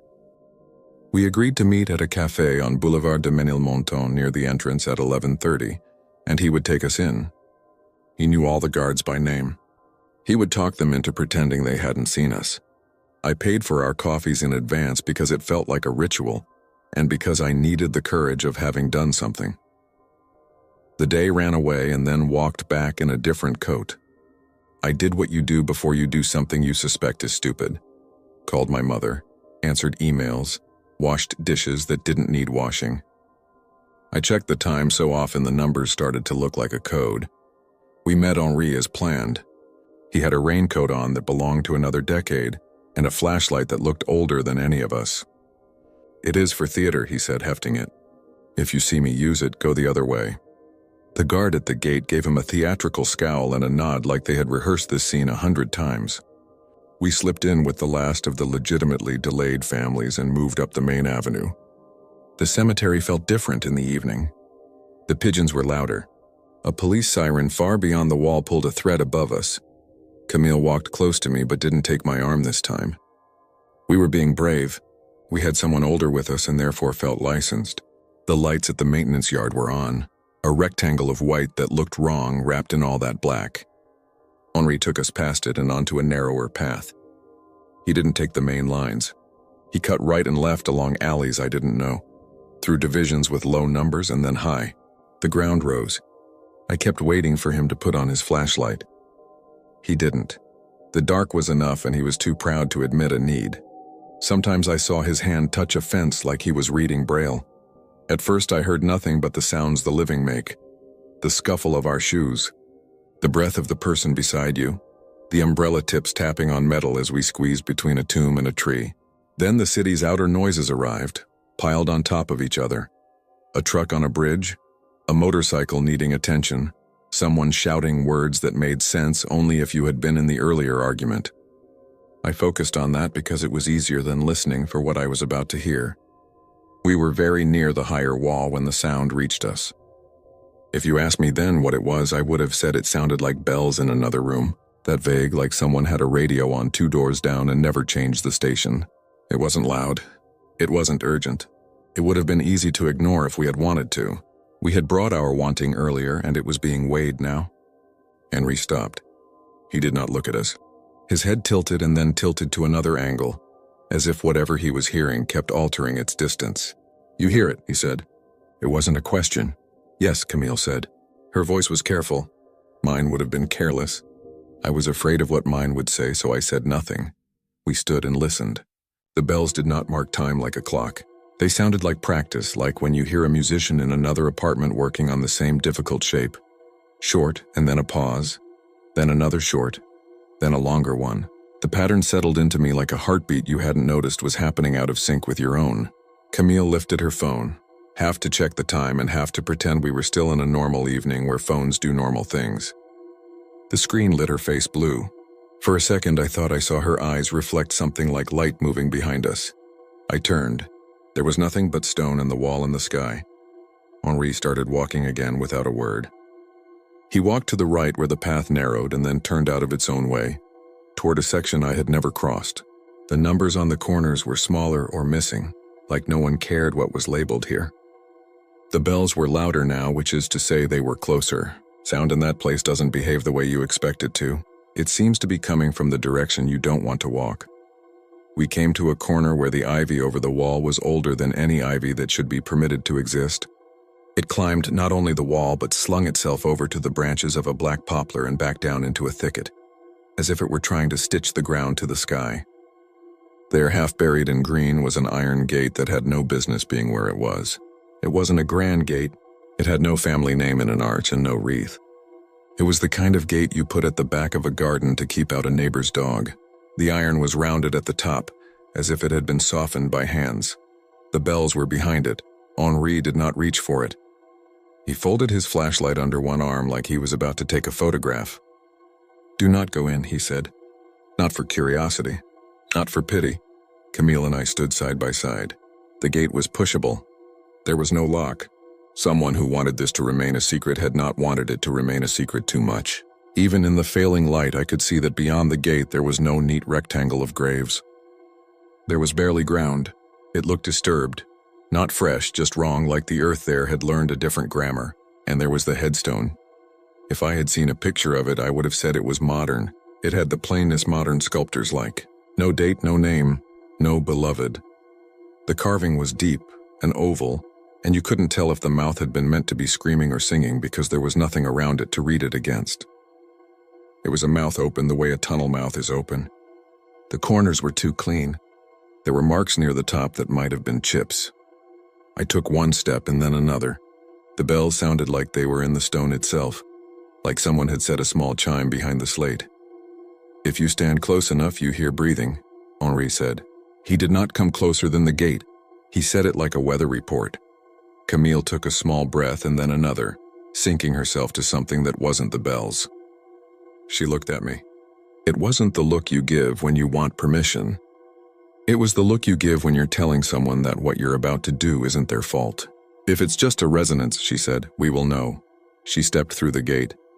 I stepped with her because I couldn't let her stand in strange ground by herself. The soil gave in a way that made me think of carpet over floorboards. The air was colder by 2 degrees. There was an animal smell and then not, as if the air there couldn't hold a scent long enough to commit to it. We were 2 paces from the headstone when the bells changed. I don't mean they grew louder. They drew closer. The sound retracted into the distance and then returned to us in the way of something exhaling.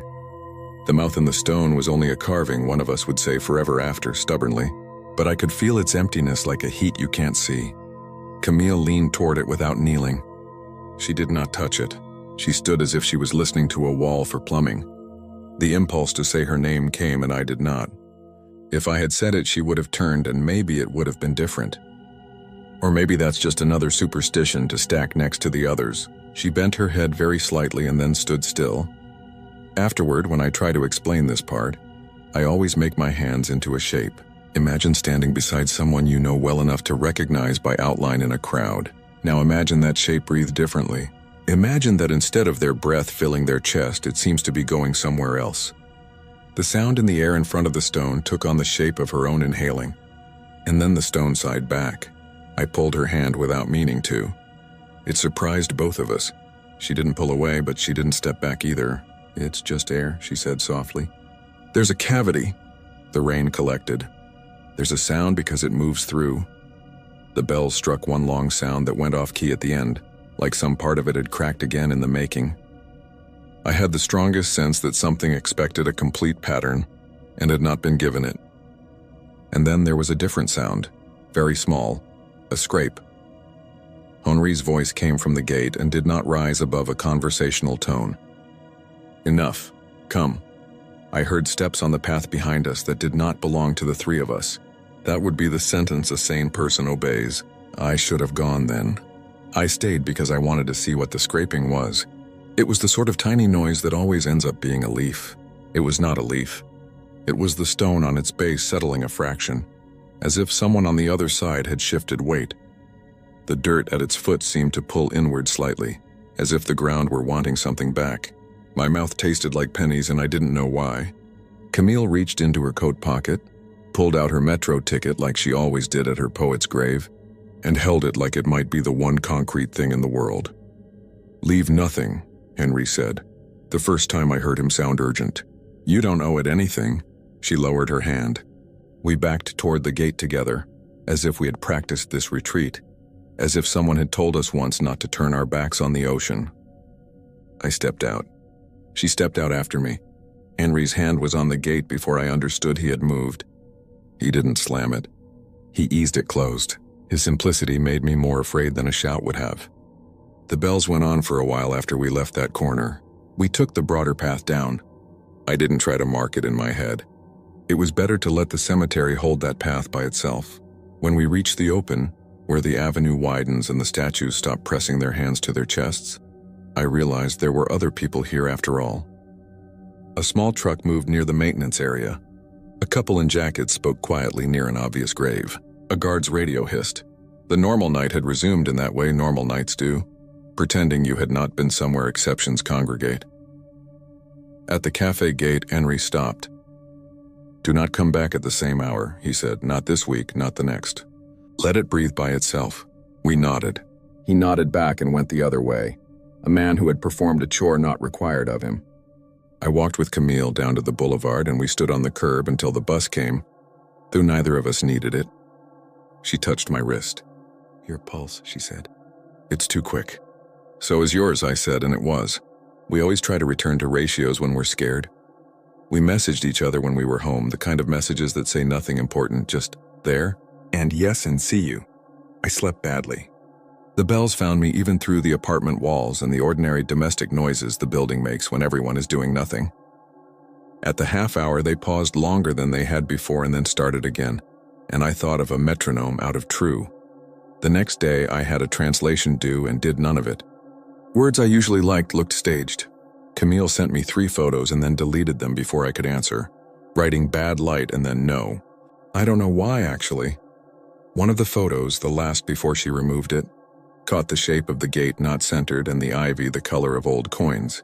I imagined showing it to someone and imagined their face when they saw nothing special at all.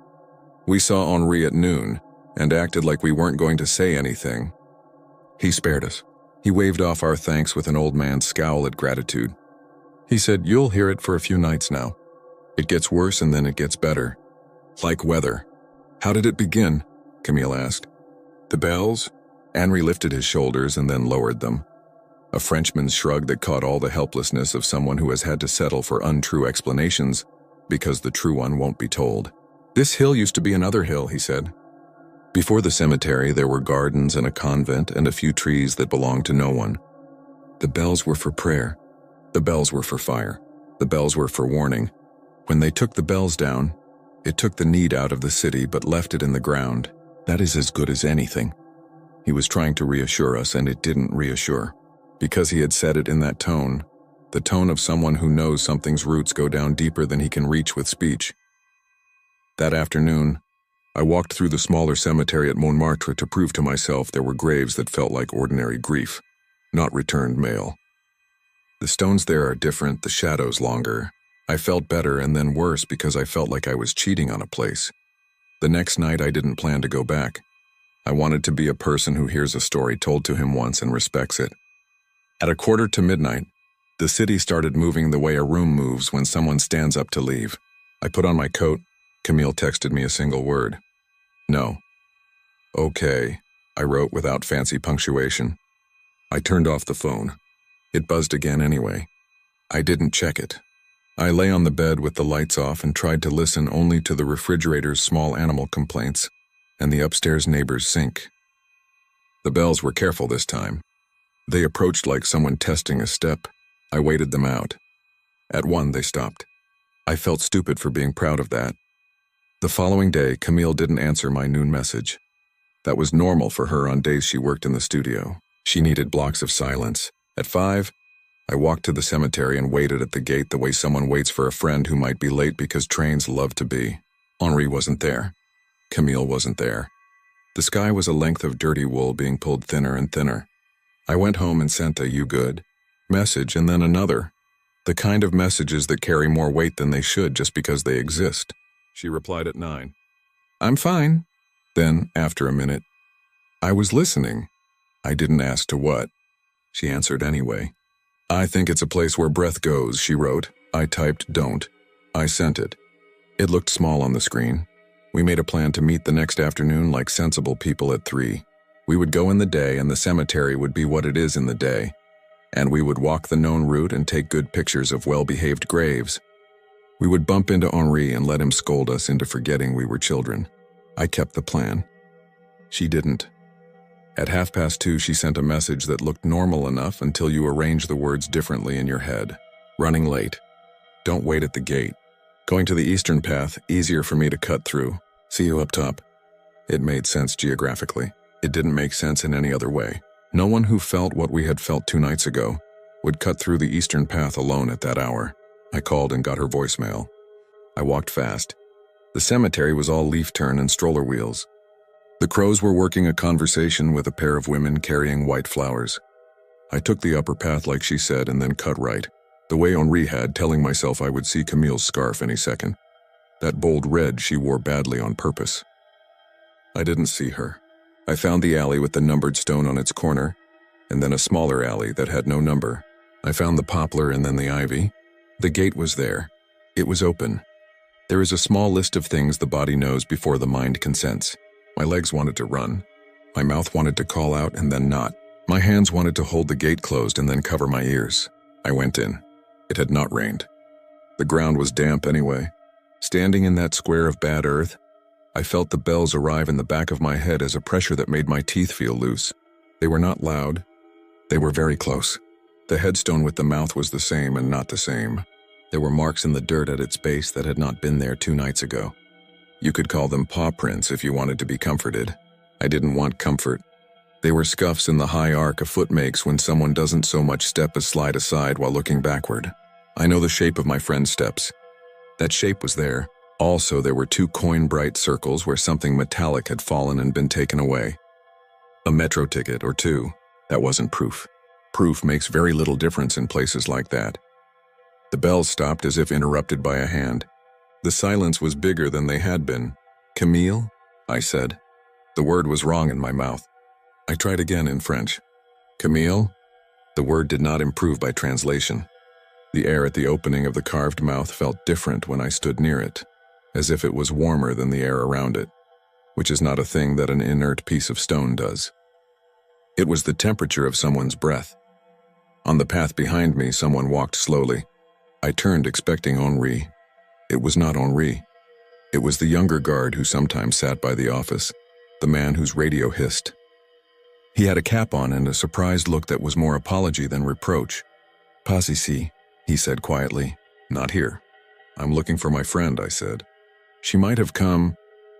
And then I stopped because I suddenly could not utter the word friend without feeling like I had given up on her already, consigning her to the category of a person you ask about at a desk, head tilted in public sympathy.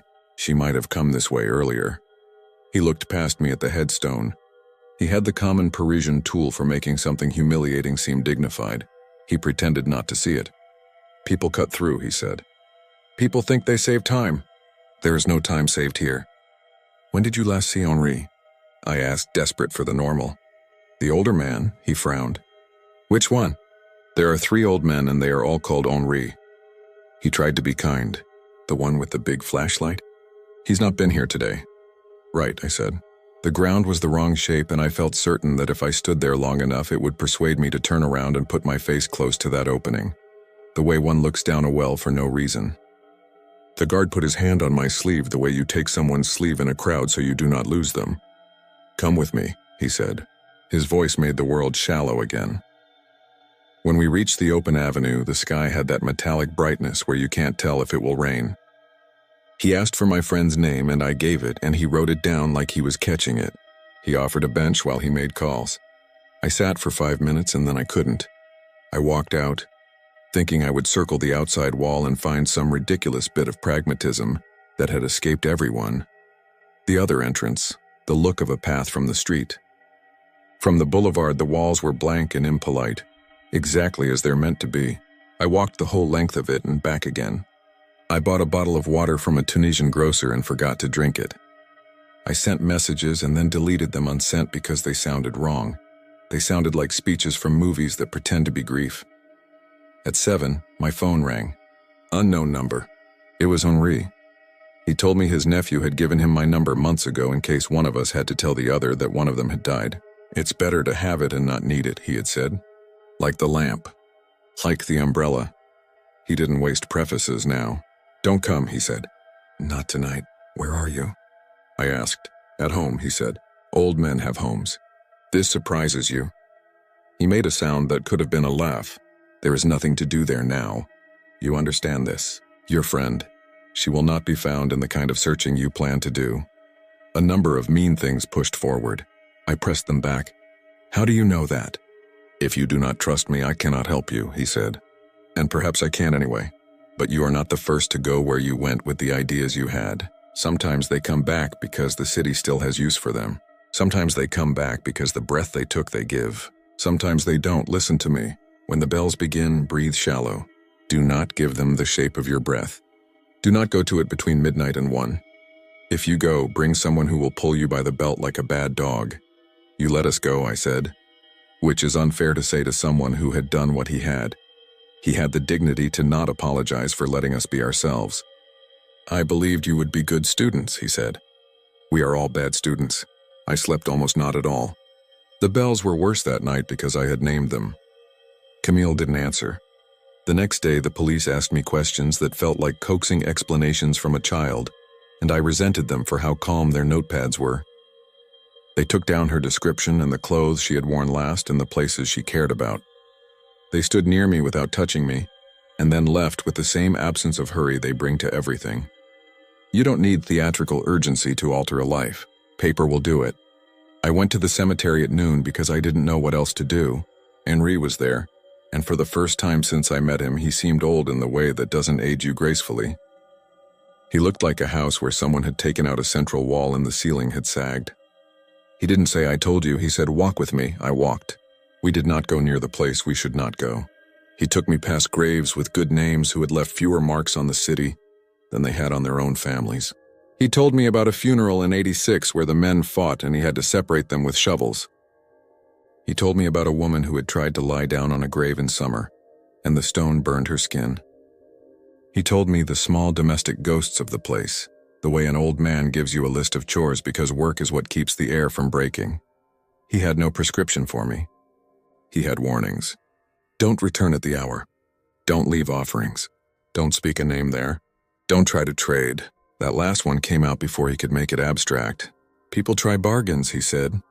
They always think bargains are the solution of the sincere. Do not be sincere. He laughed softly. It is worse than being clever.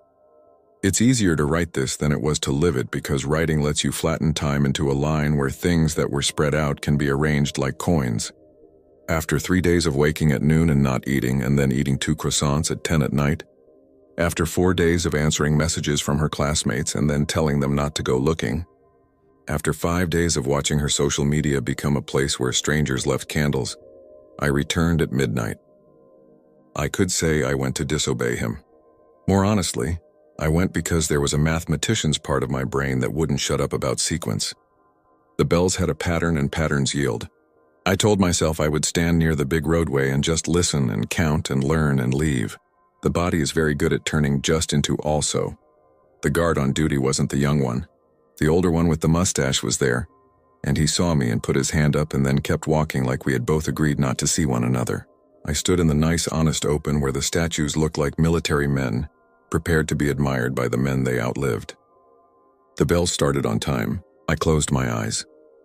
There is a thing that happens in music when a note you expect doesn't come, and your ear supplies it, and then the note after makes your ear feel foolish. It is a pleasant feeling in a church. It was not pleasant here. The bells moved their long note earlier. My ear leaned and fell and leaned again. I did not count. I thought I was counting. When I opened my eyes, my feet were no longer where I had placed them. I had turned down a small path without remembering making that decision. You can call this absent-mindedness. You can call it following a sound. Both sound like excuses when you are in trouble. I stood my ground and said no out loud, which looks very brave written down and felt ridiculous, spoken in a cemetery to a sound. The bells stopped for 3 beats and then answered with a small double tone, like someone impatiently tapping a glass. I started to walk back toward the broad avenue. The narrow path curved back to me like a ribbon that doesn't want to be straightened, and suddenly the desire to put my face near the carved mouth arose like a need to sneeze. It felt like pressure more than temptation. It wasn't a voice. It wasn't words. It was the feeling you get when you are drowning in shallow water, and it would be so much easier to breathe in and be done than to keep fighting toward the air. I took a belt from my coat and threaded it through my own belt loops like a child being walked near a road. I put my hand on a tree and kept it there and promised myself I wouldn't let go. I waited it out. I waited it out as if it were a wave. I thought of Camille at the lip of that stone. A city bus crossed some far street and made the night shudder. The bells missed again and then tried to find the line. At one, they stopped. It was like whatever had been breathing along with them had decided to hold its breath for a bit. I went home and drank water, and then water tasted wrong and I drank wine instead, which tasted wrong too, like stale breath in a glass. I will skip days now. It would be cruel to make you carry them all. I woke and worked and didn't work and walked and didn't walk. I saw Henri and we spoke of rain and concrete and the union and not of the thing between midnight and 1. The police called once to ask me a question they had already asked. I answered because it was a way to be the kind of person who answers. At the end of 2 weeks, a message from a number I did not recognize arrived at 3 in the morning. It was a photo. It showed a hallway I had never seen, too narrow for modern code, with plaster that had been patched and repatched and painted until it held a dozen shades of beige. At the far end was a mirror on the wall. It had one corner cracked. On the mirror, someone had written, in something like condensation, the letters CA, and then a smudge like someone's finger had slipped and been unwilling to try again. I woke fully with the kind of clarity you don't get at noon. I was shaking before I had time to tell myself why. The next day I brought the photo to Henri and lied and told him it had been left under my door. He told me not to tell the police something that would make them search the wrong building. He had a way of making the awful practical. I asked him about the old buildings near the cemetery, the ones that had been apartments for workers and are now apartments that require more money. He listed the streets. We walked one by one, and I felt the embarrassment of doing something that would look absurd described. The photo could have been any hallway in the city or in any city. The mirror could have been any cheap mirror. If I had wanted to really pretend to be a detective, I would have gone door to door and asked to see their hallways. I did not want to become the person people lock their doors because of. 2 nights later, I woke to the sound of breathing in my apartment. It was not the sound of a man or a woman or an animal. It was the sound your walls make when the heat comes on in January.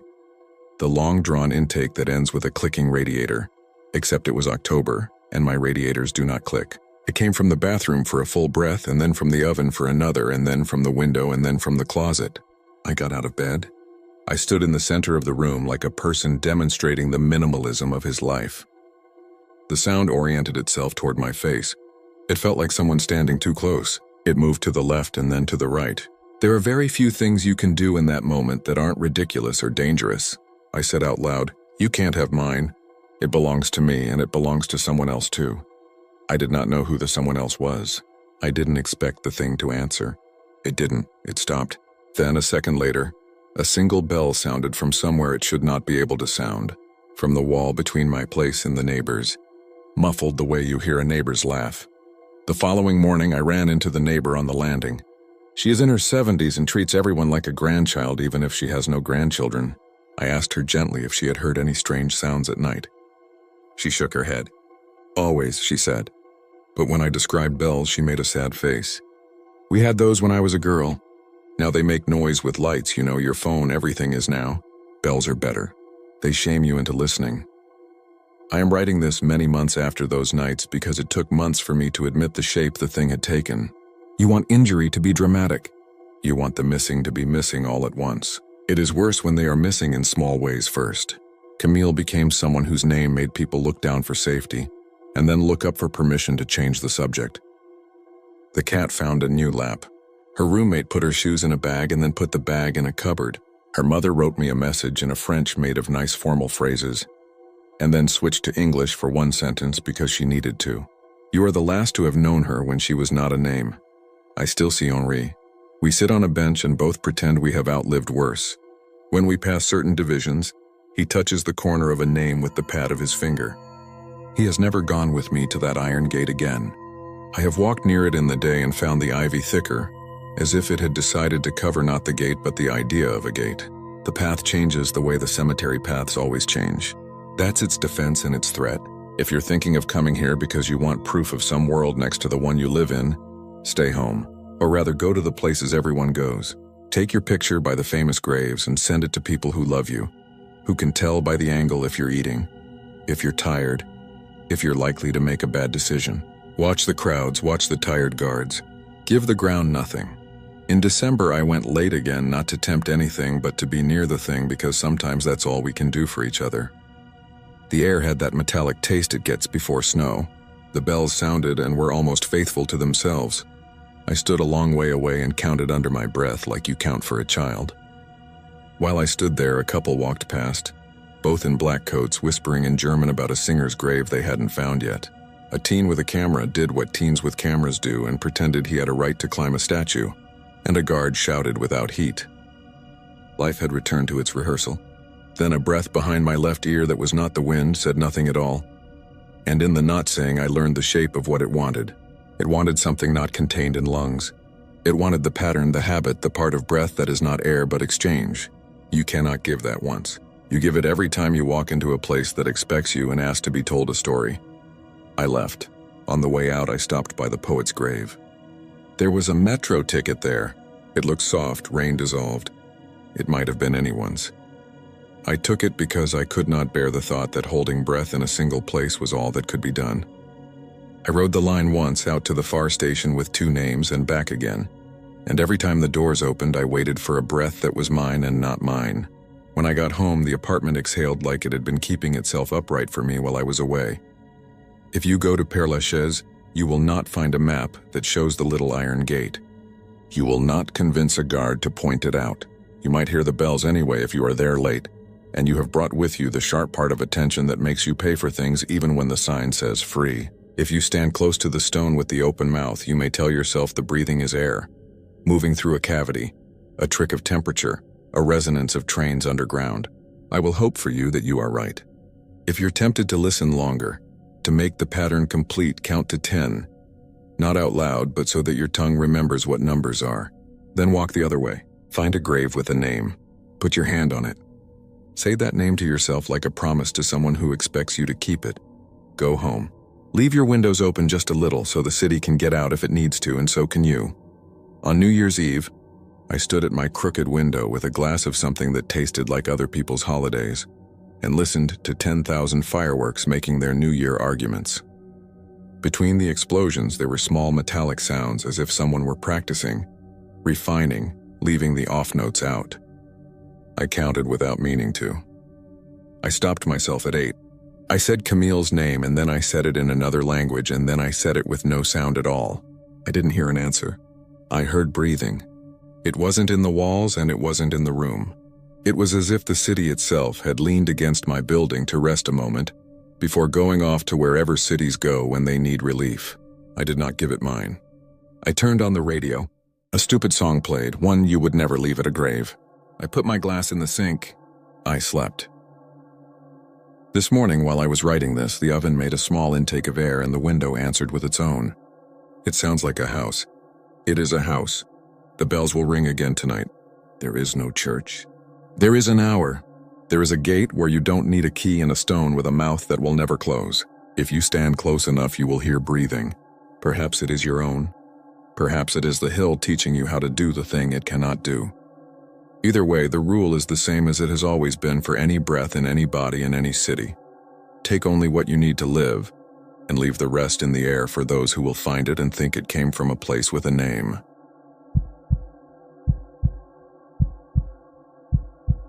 I'm not superstitious. I'm not brave either.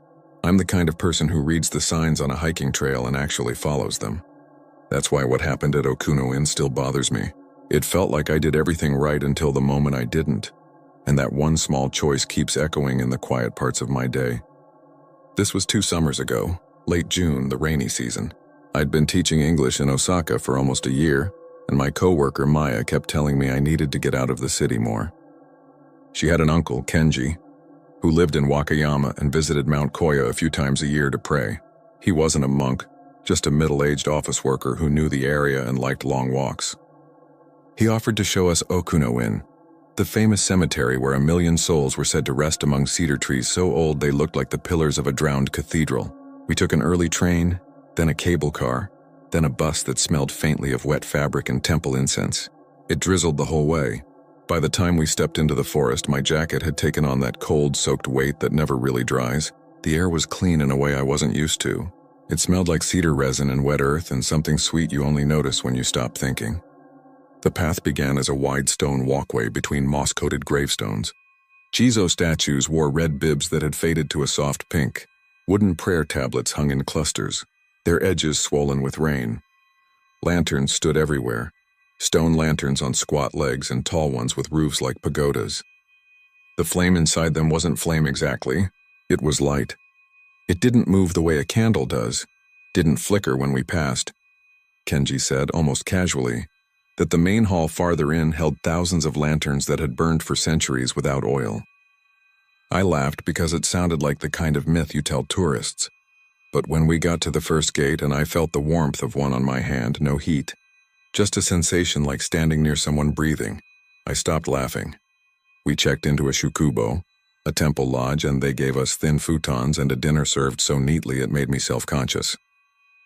There were other guests, an elderly couple speaking Kansai dialect, a young mother with a baby who kept grabbing at the tassels on the sliding door, and a loud American guy sitting alone who looked like he'd lost his group and decided to bluff his way through everything. He nodded at me with the recognition of someone who had spotted another foreigner and wanted company. I nodded back but didn't go over. I was tired and didn't want to be a translator for a stranger.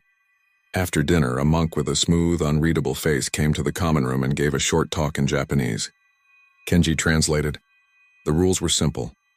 Stay on the stone path in the cemetery, don't touch or take offerings, no photos in the inner sanctuary, and always, he stressed always, be out of the forest trail before sunset.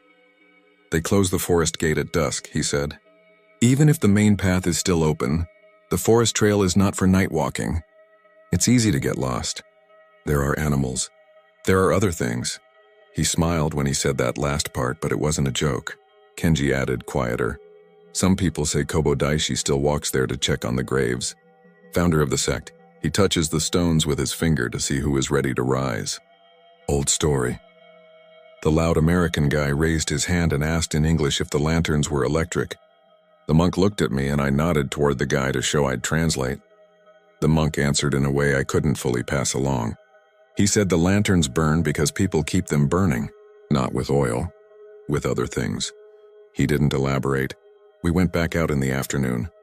The rain thinned to a mist that stitched the space between the trees. We stayed on the main path like we were told. Even crowded with pilgrims and tourists, it felt quiet. I mean the kind of quiet where your footsteps sound like something you're doing wrong. There were fresh offerings everywhere. Apples, a bag of rice sealed with twine, a folded letter in a plastic sleeve. Kenji said offerings rot or turn to ash quickly here, so people bring them and leave before it happens so they don't see. I noticed a single wooden bead lying in the moss by a cluster of small stones. It looked like it had snapped off a mala, a prayer necklace. I picked it up without thinking and rolled it between my fingers.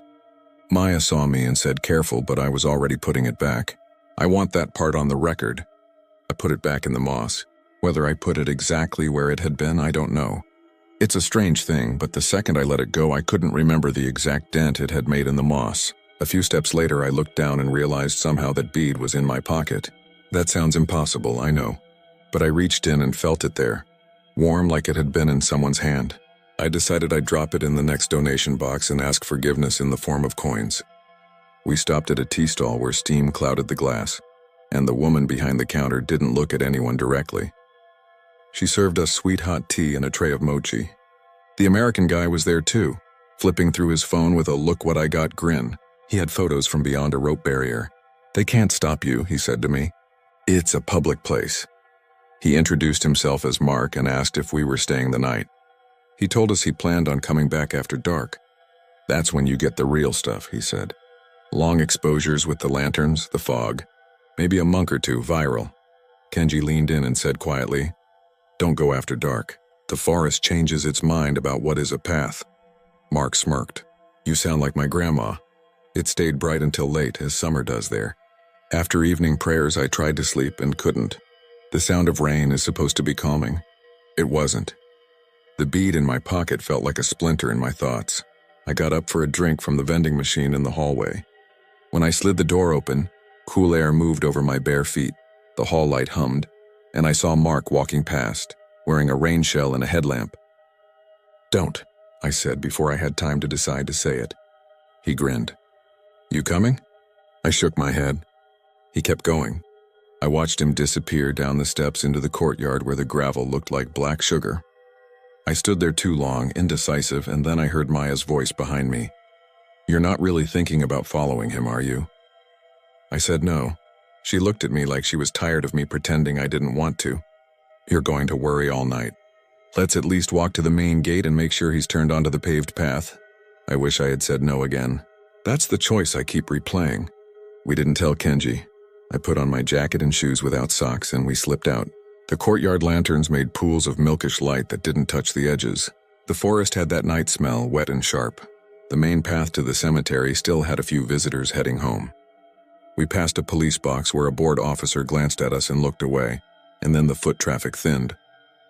A bell clinked somewhere in the trees, a small one, like the kind tied to a walking stick. We found the turnoff for the forest trail. The rope across it had a sign in Japanese and English, "Closed at sunset." We were about to turn back when we saw the smear of Mark's headlamp moving through the trees beyond. He'd ducked under and gone in. Maya sighed. 10 minutes, she said. We drag him back. We do the scolding thing, then we go to bed. I ducked under the rope. The bead in my pocket felt like an accusation. The forest trail was narrow and damp and carried its own weather. The cedar trunks rose straight and dark. Moss glowed in patches like old green glass. Our breath made pale puffs. The headlamp ahead of us moved fast, then slow, then fast again. I called out, but the sound seemed to fall into the ferns. Only when we got closer did the headlamp stop. Mark was standing where the trail divided into two. "Pick a lane," he said. He was whispering, "like you instinctively do in a graveyard. Left is more path. Right is better vibe." "Both are closed," Maya said. "Come on." He kept the headlamp aimed down. "Just 5 minutes," he murmured. "You feel that? It's cooler here. It's like the air has depth. We all felt it, I think. The drop in temperature, the way the lanterns along this trail were spaced irregularly, some close, some far, so your eyes never settled. We chose the left to make it easier to justify to ourselves. It stayed almost a path, which let us keep telling the lie. The first strange thing was the offerings. A small plate of rice under a cedar root, still white and neat, and another plate a few steps later that was scorched black, curled at the edges like paper burned from underneath. The second strange thing was the sound. The bell again, not close and not far, ringing in a pattern that made me think of counting. The third was what I saw when I finally took the bead out of my pocket to move it to my backpack. It had darkened as if it had been handled by many hands, and it left a faint soot smear on my palm. We passed a low wall half swallowed by moss, names carved so long ago they looked like tide lines. I felt watched, not by a person, but by the idea of a person. I don't have better words for that. The path took a gentle curve, and we came to a bridge over a stream that was more sound than water, a steady going beneath. The lantern on the far side glowed. The one on our side went dim, not off. Dim like a breath held. Mark stepped onto the bridge and then froze. We joined him and I saw why. There were 2 sets of wet footprints, ours as we'd expect, and a third set bare and narrow, overlapping with mine as if stepping exactly where I had stepped a second after me. The toe prints were very clear, as if whoever made them had paused, pressed, and lifted in a deliberate way. We stood there longer than we should have. The stream sounded louder than before. Maya reached for my sleeve the way you do with a child you're trying to anchor without scaring. Mark whispered his grandma's prayer under his breath like a man repeating the combination to a lock. On the far side of the bridge, in the umbrella of the lantern, someone was standing. I almost said someone was waiting, but that implies intention and I didn't feel that. What I felt was attention, and that attention was like cool fingers at the base of my skull. He wore robes I only recognized from museum photos. Layers that fell straight, a cap like a half-moon beaded with rain. His face was ordinary to the point of being difficult to describe. Not young, not old. The sort of face you would trust on a train if it looked up and asked you to watch a bag for a second. He held a staff but didn't lean on it. He lifted his free hand and with one finger extended, he reached down and touched the smooth top of the stone beside the lantern. He left his finger there, just enough to rest the weight of his mind on the stone. And then he moved to the next, and the next, his finger pausing, moving, pausing, the way you might test loaves of bread to see which had finished rising. Sumimasen, Maya said softly, because when you don't know how to address something, you apologize first. The man didn't look at us. He kept touching the stones. When he reached the short one at the end, the lantern above us went briefly dark, a blink or a sigh. He moved his finger from the stone to the air and traced a small circle that seemed to tremble like a reflection in water. And then the lantern brightened again. He walked past us without brushing us, and yet I swear I felt a fingertip touch my wrist. Not a tap, a check, a quick hello to the pulse, cold room temperature cold. I didn't move.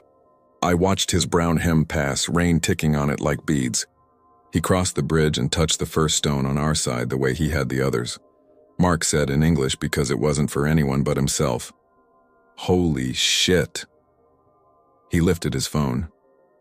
Maya hissed no. He lowered it. The man reached the stone where the small plate of rice sat. The rice was clean and white, a little pyramid. He touched the stone beside it and there was a smell, faint but sharp, like the first whiff when you strike a match. When I glanced back, the rice was black. Not scorched at the edges like the plate before, but black fully through, like it had been replaced with soot between one blink and the next. The bell sounded again. It was very close now, and when I looked for it, I saw a narrow path leading off. The kind of path feet make by thinking the same thoughts in the same place for a long time. The robed man went that way without a change in pace, touching stones as he went. I didn't want to follow, but I also didn't want to turn around. You know that feeling when you think you left your stove on and you can't focus on anything else until you check? It was like that, except the stove was my heartbeat. "Come on," Maya said. Her voice was tight and practical.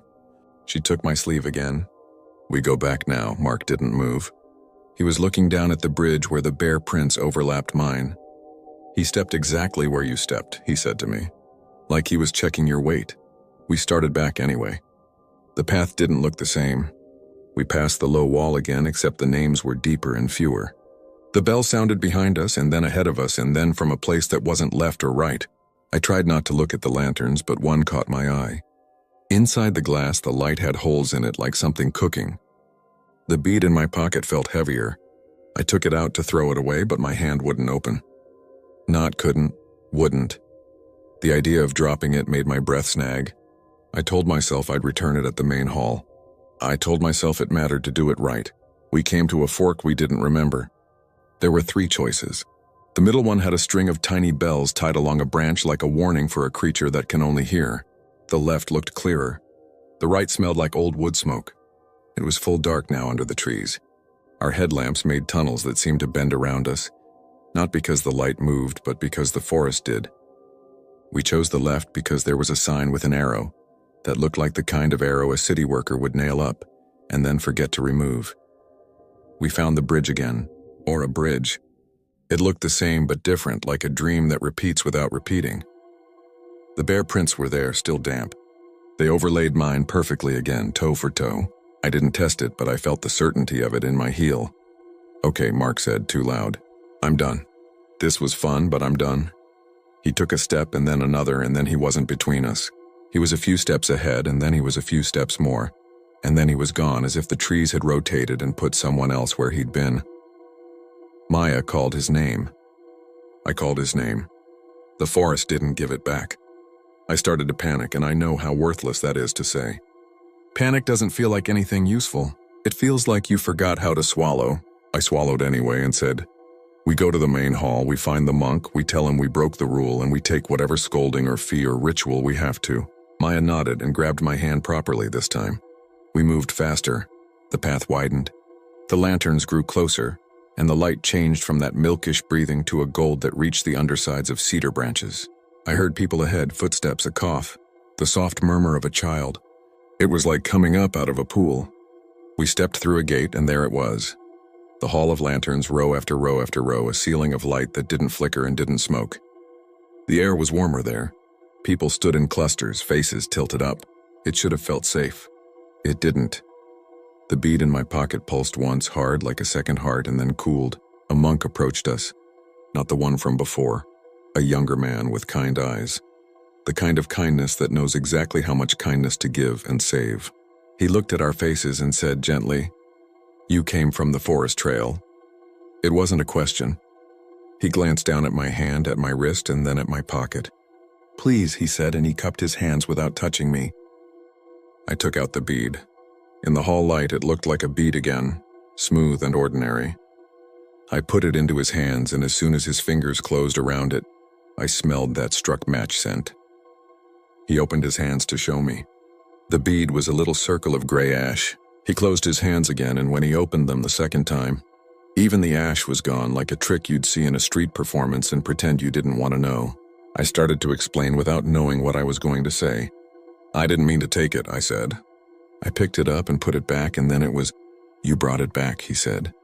"This is good. We lost someone," Maya added. "Our friend." He went into the forest. He was just ahead of us. The monk's face shifted, not with surprise, but with the acceptance of what is being added to the list of things to do. "Describe him," Maya did. The monk nodded once. He looked over our shoulders, past us, to the rows of lanterns. One near the far wall eased darker, just a shade, the way the light in a room changes when someone you love is about to stand up. He looked back at us. "Sometimes people find a different gate," he said. "We will look." He asked for our names. We gave them. He asked for our lodging. We told him. He told us to go back and rest. He said very clearly, "Do not return to the forest tonight." We obeyed. Outside, dawn was far away, but committed to the idea of arriving. On the way back, we passed the police box again. The officer stood straighter as we approached and then relaxed when he recognized the monk walking a few paces behind us. He asked a few short questions. The monk answered in the calm, efficient tone of a person who has a rhythm to these nights. Kenji was waiting in the lodge hallway, fully dressed, the way mothers in movies always seem to be when the kids sneak back in. He didn't scold. He just put a hand on my shoulder and guided us to sit. He made tea that tasted like it remembered a fire. When I rolled up my sleeve to rub away goosebumps, he saw the pale print on my wrist. It looked like someone had pressed a fingertip there and left a mark without pressure, without bruise. He touched it with the back of his knuckle like it might be hot. "Don't cover this," he said. "Let it fade." We slept in snatches. At breakfast, nobody mentioned Mark. The American guy's chair was empty. The young mother's baby slapped its palm against the low table and laughed like bells. The elderly couple whispered over their miso. The world kept doing the small things it does to show it will continue after you. We waited until mid-morning and then went to the office to ask carefully about our missing friend, though friend wasn't true. The woman at the desk listened. She made a call. She said the officers were aware that a search would continue on the paths and down by the stream, that hikers sometimes turn up at trailheads, embarrassed. We left our numbers. We looked at each other without saying the thoughts that had found seats in our heads. Back in Osaka that night, I emptied my pockets on the small dish by my door. Coins, train ticket, a folded napkin with the name of the tea stall. I set a bowl of rice to soak for the next day because the habit of cooking simple food made me feel ordered. In the morning, I didn't have rice. I had a bowl of gray flakes that dissolved when I touched them, and the smell that rose up was the memory of a match. I didn't tell anyone that part. I didn't want to hear myself say it. 2 days later, A message went out in the lodge's group chat asking if anyone had photos or videos from that night. The phrasing was careful. "If you captured anything in the cemetery, please share with the police."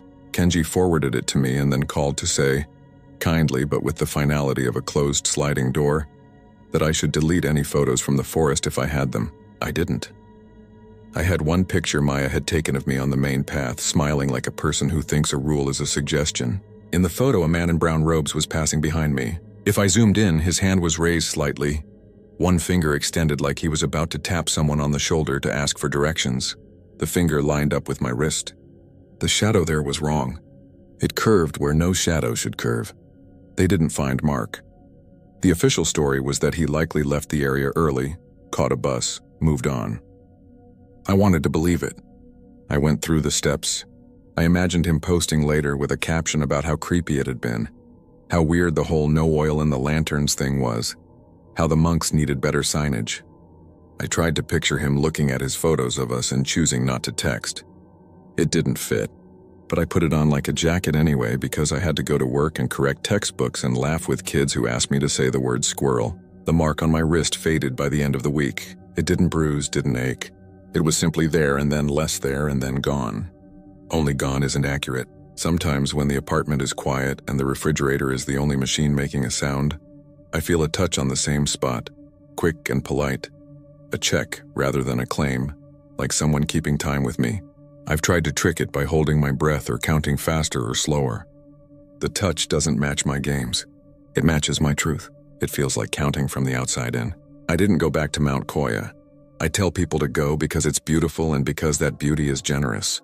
I also tell them to follow the signs, to return what isn't theirs even if it seems like nothing, to leave before sunset even if the light looks harmless. These are small things. It's the small things that matter, because they are the only things we actually control. On bad nights when rain threads itself through the city and the glass of my window goes cold, I dream about the forest trail. I'm walking between stones that look like elbows in sleep.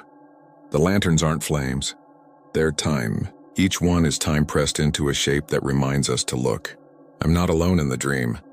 A man with a staff walks ahead, and I follow the places his feet choose, not because I want to, but because they're already warmer by the time I get there.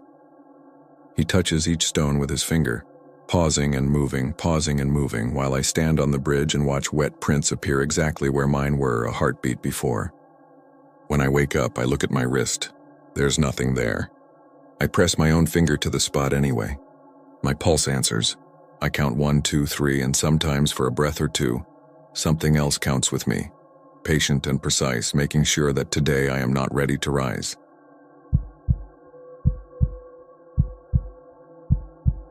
I'm not from Kansas. I didn't grow up with the jokes or the warnings. I came in with a rental car, a corporate per diem, and a calendar full of meetings at the University of Kansas. It was late October, the kind of Midwest cold that doesn't bite yet but stands at the edge of the field watching you. I was 31 then, doing campus safety audits for a consulting firm. We'd fly in, walk the grounds at night to test lights and call boxes, check whether the blue poles had working speakers, take notes, go home. It wasn't exciting, but it paid my rent on time and let me feel useful in a vague, adult way. My partner on that job was a guy named Tate, 24, ex-wrestler. Nebraska farm kid with a busted cauliflower ear and a laugh you could hear across a parking garage. The university assigned a grad student named Mara to be our liaison. She handled keys and access and somehow knew the custodians by their first names. She was funny without showing off about it, and whenever Tate's jokes started drifting toward, "Let's trespass somewhere," she would drag him back to earth with a look. We met security staff, a few RAs, a night shift librarian who made us sign in even though we were there after midnight. Normal trip. Decent barbecue. Flat roads that ran like lines drawn with a ruler. I don't know when the cemetery first came up. Probably at the coffee bar the second morning. The barista had a spider web drawn on her cat-eye eyeliner, and Tate saw a flyer for a haunted corn maze and started talking about checking it out. The barista didn't laugh. She said, "If you're looking for spooky, don't go to the maze. Go to Stull Cemetery." She said it in the tone people use for local restaurants you have to try, except she wouldn't make eye contact. Another customer, older guy with a KU cap, snorted and said, "No, don't, they'll call the sheriff. And if the sheriff doesn't get you, something else will." Mara rolled her eyes, but later, when we were walking out to the car, she told us the version she'd heard as a kid. The grass doesn't grow around the old church. Dogs refuse to cross the gate and have to be carried back out. There's a pit beneath the bell tower, only it's not a well. It's a stairway. It opens twice a year. No one agrees on the dates. A man once tied himself to a tree and the rope was cut clean by something pulling from below. That's how these stories start for me. Somewhere between an invitation and a dare. I told myself we'd drive by in daylight at most, snap a picture from the road, post it to the group chat, and move on. Tate wanted to go at night. Mara said she had to prep a seminar, which I didn't believe, and then gave us this half-serious warning to stay on the road and keep the car running. All afternoon, I tried to file the cemetery under local folklore and keep my head in the audit. That night, around 10, we finished checking the last residential hall. The wind had picked up. A storm was parking itself over the prairie, a slow, patient thing. On the way back to the hotel, Tate said, "It's 10 miles west." That's what the map says. 10 miles is nothing. We went. Of course we did. I told myself we'd turn around if there were signs or a locked gate. It would be like when you walk up to an old factory and see the no trespassing, and suddenly you want to respect rules again. The highway bled into County Road, then into something that only looked like a road because cars had insisted on it. It felt old talking to itself. We got lost once and turned around in a yard full of rusted equipment. A dog stood in the porch light and didn't bark. It just watched us like it was waiting for us to finish whatever we were determined to do. 10 minutes later, we reached a clearing among trees and the graveyard rose up right there on the hill, obvious as a scar. There was a chain across the gravel lot. Someone had painted "keep out" on a piece of plywood, not neat, just big and angry. A few headstones showed white shapes in our headlights. The silhouette of a ruin stood like a broken tooth. I killed the engine. We sat in the quiet a minute. The wind pressed against the car and flattened out. I don't know how to describe that kind of silence. It's not city quiet, not even small town quiet. It's wheat field quiet, which is full of sound. Distant highway whine, the tick of cooling metal. Little clicks like seeds cracking open. In that soup, the ruin was a black hole your eyes slid around. "Okay," Tate said. "So we did it, we saw it.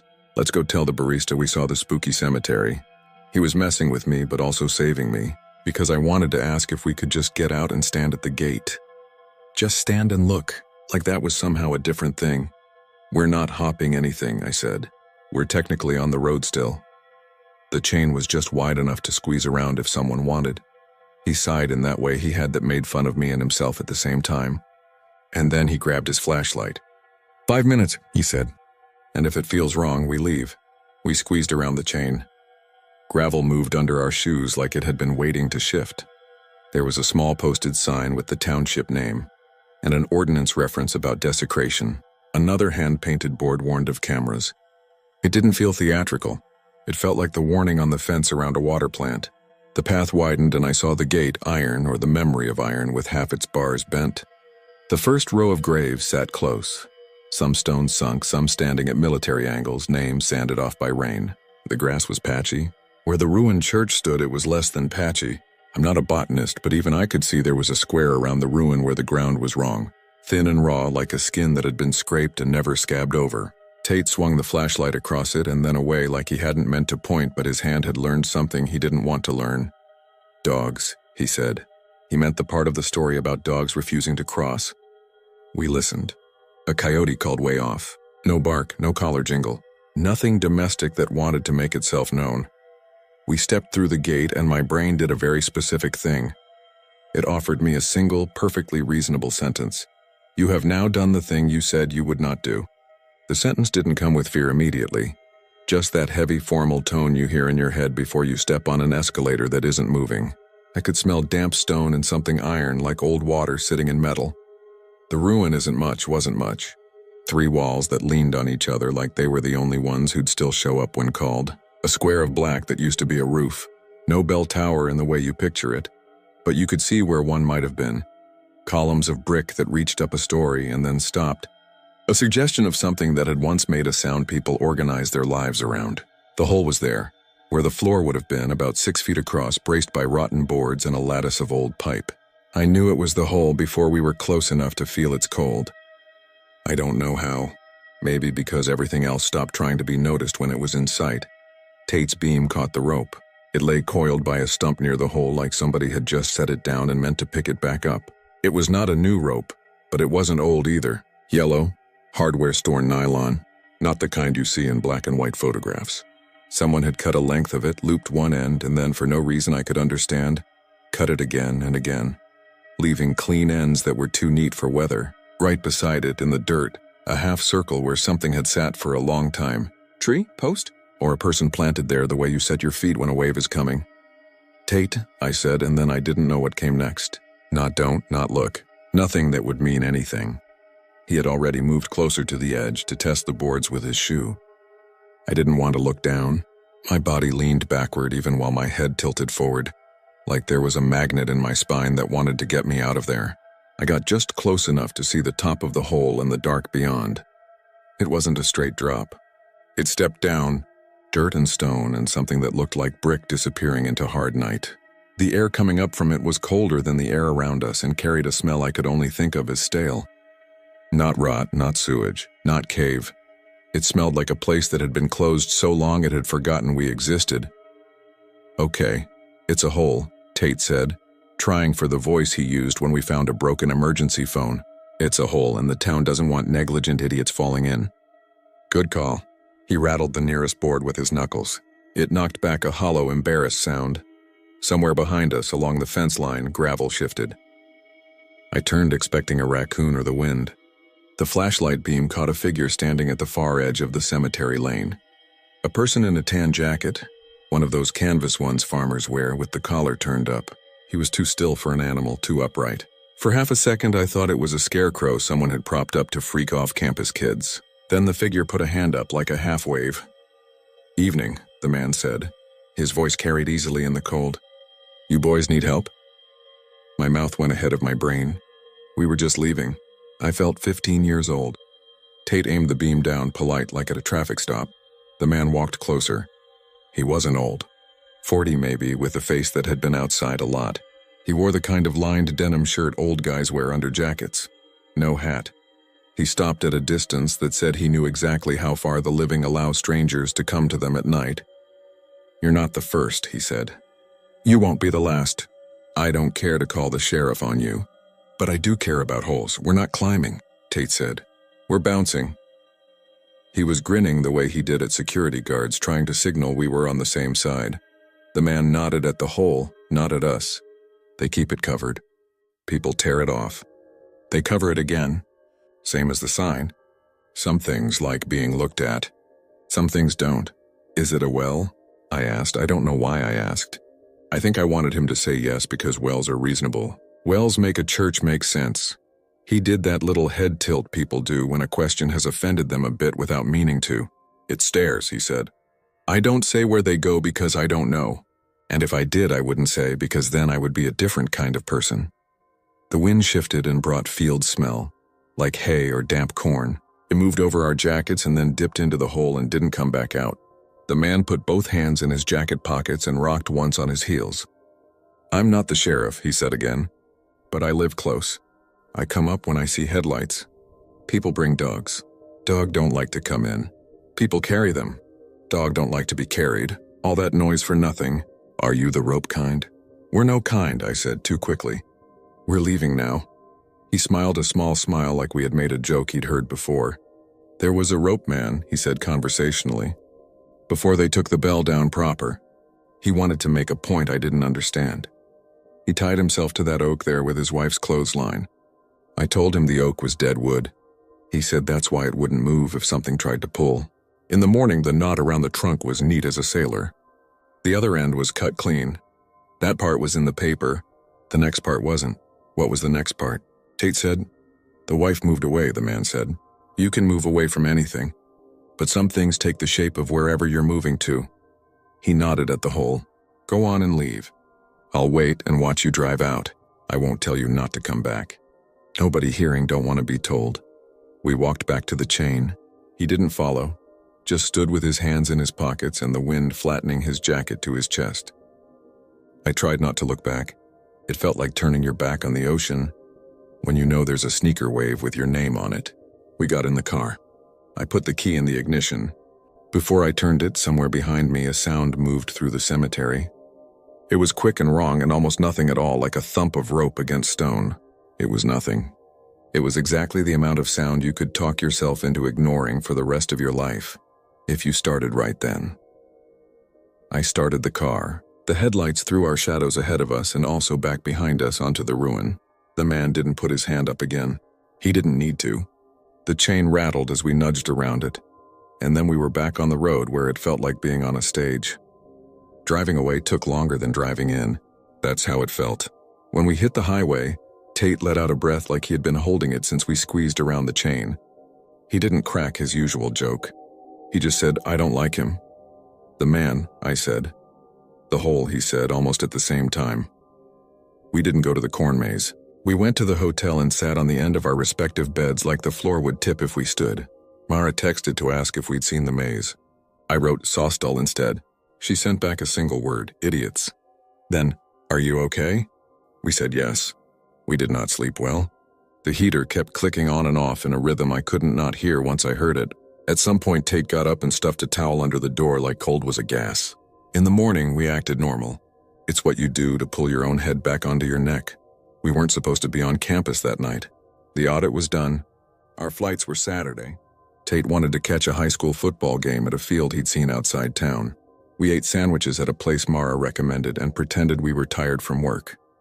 Every few hours, I'd check my phone like someone was going to text me a sensible explanation that would evaporate whatever had settled in my chest. Around 5, raining started. Not a downpour, a long gray scratch across the day. We went to the game anyway. The wind cut under our collars and made us feel noble for showing up. The field lights came on against the dark, and the steam from the players' breath made them look like hard-working animals. When the band took the field at halftime, Tate glanced past me at the parking lot and said, "That's him." I turned too fast and soaked my jacket sleeve in my own soda. The man in the tan jacket was standing near the gate to the field, hands in his pockets like last night, watching the kids in red helmets run to the locker room. He didn't look surprised to see us. He looked like someone living his life, which is somehow worse when you're trying to file a person under weird thing. It keeps them from becoming a character. "We should go say hi," Tate said, and then made a face like his mouth had said something he didn't agree with. No, we shouldn't. He didn't have to decide. The man left. He didn't look back at us. He cut through the parking lot like a person who had a truck you knew by sound. The odd thing was, I didn't hear an engine start. Maybe the rain swallowed it. Maybe he walked home. Maybe half the pickup trucks in Kansas are made out of wind. That night, because we were young enough to still think sensing danger made us immune to it, we went back. Not because of bravery, because of a hole in our heads that felt exactly like the hole in the ruin. We told ourselves we were going to park on the highway and look down from the road with binoculars. We told ourselves we wanted to see if the boards had been moved. We told ourselves we wanted to prove the man was just a man and the rope was just rope. Mara offered to come. I think the thought of us going out there again without her bothered her in a way she couldn't calendar. She brought a thermos and 3 paper cups and a flashlight she said she kept from childhood, because the batteries made it heavy. It was colder. The rain had thinned to a mist, each droplet the size of a thought you can't keep hold of. We parked farther out this time and walked in. Nobody spoke loudly. Even Tate was quiet in a way I had only seen at funerals. The chain was back. It's possible it had never been moved. My memory refused to help. The sign looked wetter. The ruin looked shorter. We stood at the gate with our thermos cups like we were tailgating in hell. Mara said, "I'm not going in." We said, "We're not either." We all knew we were lying, but we let the sentence pass anyway because saying it out loud was the last stop before the part where you either do the thing or you don't. And if you're still talking, you haven't done it. A sound came from the field behind the graveyard. Not an animal sound. Not a machine. It was the exact sound of a boot heel hitting wooden stairs inside a house built in 1908. It was wrong in the open air, and it was wrong at that distance, and it was wrong at that hour. It came from under the ground, precise and steady, like someone was measuring the distance between their steps. Mara put her cup down without looking away from the ruin. She had boxed in college, she told us once, to stay in shape. Her hands now were in fists like she was saving it for something. "This is me being done," she said. She said it quietly, like she was trying not to wake a baby. She turned and started back toward the car. Tate and I looked at each other in that pathetic horror movie way. Do we go? Do we stay? Which one of us says the bravest sentence and forces the other to follow? Then the sound happened again. Closer. Or else the ground had decided to stop doing us the favor of absorbing it. We followed her. It was not a vote. It was a fact. Walking away made the back of my head itch like I was being watched by a person who doesn't blink when you blink at them. At the chain, I glanced back. There was nothing dramatic to report. No figure standing on the edge of the hole. No glow. No where's my mind trick. The ruin was a shape. The boards were boards. The darkness was dark. The only thing that moved was rain. At the car, Mara got in the back and lay down with her arm flung over her eyes like someone exhausted by a long, decent party. Tate got behind the wheel, which was smart because his hands shook in a way that would have made them less good at anything delicate and more good at anything requiring momentum. I was about to shut my door when a dog came up the ditch line, moving slow. It had no collar that I could see, just wet fur that might have once been golden. It approached the gravel lot and stopped, like it wanted to be polite about the boundary. It didn't whine. It didn't bare its teeth. It put its nose up and tasted the air. Then it stepped onto the gravel, one paw at a time, as careful as a person carrying soup. When it reached the gate, it lowered itself to my eyes almost in relief, as if knowing where it could not go allowed it to rest. "Don't," Mara said from the back seat, not moving her arm. "Please don't call it." "I wasn't," I lied. The dog looked at us. "And if anyone wants to tell me I am projecting, I'll let you." But the expression on its face was the exact thing I felt in my chest. Not fear, not curiosity, but a kind of sorrow you have when you learn a rule too late to take pleasure in obeying it. After a minute, the dog stood and turned and went the way it had come, along the ditch, into the kind of darkness headlights can't cut. We drove back slow. Nobody put on music. Nobody said a sentence more complicated than green when a light turned. At the hotel, we closed the curtains like that would help. Each in our rooms. My phone buzzed at 2 in the morning. It was Tate. He texted, "You awake?" I texted back, "Yes." He sent, "I keep hearing the stair sound, but it's the ice machine." I sent, "I keep hearing the stair sound, but it's the blood in my ears." He sent, "Shut up." Then after a minute, "We're not going back tomorrow, right?" I surprised myself. I wrote, "Right." A second later, he wrote, "Right."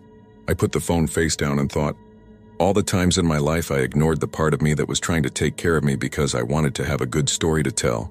I promised that part I owed it this one. Saturday, we dropped off keys with Mara and pretended it had been a normal work trip. She hugged us both quick, like you hug people you don't know if you'll see again. She didn't bring up the cemetery. We didn't either. When we pulled onto the highway to the airport, the sky over the western hills was a banded gray that looked like it had been shaved with a straight razor. On the rental car shuttle, an old man with a University of Kansas jacket asked where we were from and whether the barbecue was better than wherever we were. He had that Midwestern warmth that can be a shelter or a trap depending on what you bring into it. We buckled into our flight. The wheels lifted. Kansas flattened itself under the wing like a map someone forgot to fold. I slept half the way to Denver and dreamt about stairs that went down and never turned. And at the bottom, instead of a room, there was just more down, folded so tight it looked flat.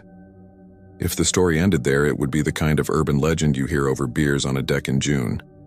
But about a week after I got home, I started waking at 3:17 a.m. Not every night. Not in a pattern. But enough that I began to notice the number the way you can't stop seeing a certain model of car after you test drive it. I'd lie there, the exact right temperature under the exact right weight of blanket. No one in the apartment above me moving, and I'd hear what I would have sworn on my job was the sound of a foot on a stair. It's a domestic sound. It's the opposite of a horror sound. It should calm you because it's the sound that means your mom is coming up with the laundry, or your roommate is going to bed. In an empty apartment, it just has to be pipes. It just has to be wood cooling. It just has to be everything it probably is. But it came in a rhythm that asked to be counted, and when I tried not to count it, the counting happened anyway. I bought a white noise machine. I moved it next to the door. I told myself the machine was for living near a hospital. The machine made a perfect, even surf sound that made me feel like I was in a catalog. The stair sound moved under it like a second river under a first. I told myself I was anxious because of work. I told myself I was hearing my own blood. I told myself that if I ever went to Kansas again, I would drive a different route, stay at a different hotel, eat at a different sandwich place. I told myself I wouldn't even text Mara. I told myself all the lies you tell that aren't exactly lies because they are trying to make the world easier to sit inside. I won't tell you that something followed me home. That's not what I think. I think I opened a door in myself that was shaped exactly like a door in the world, and I didn't close it properly before I left. Some doors you can't slam. Some you have to lean against until they consent to be shut.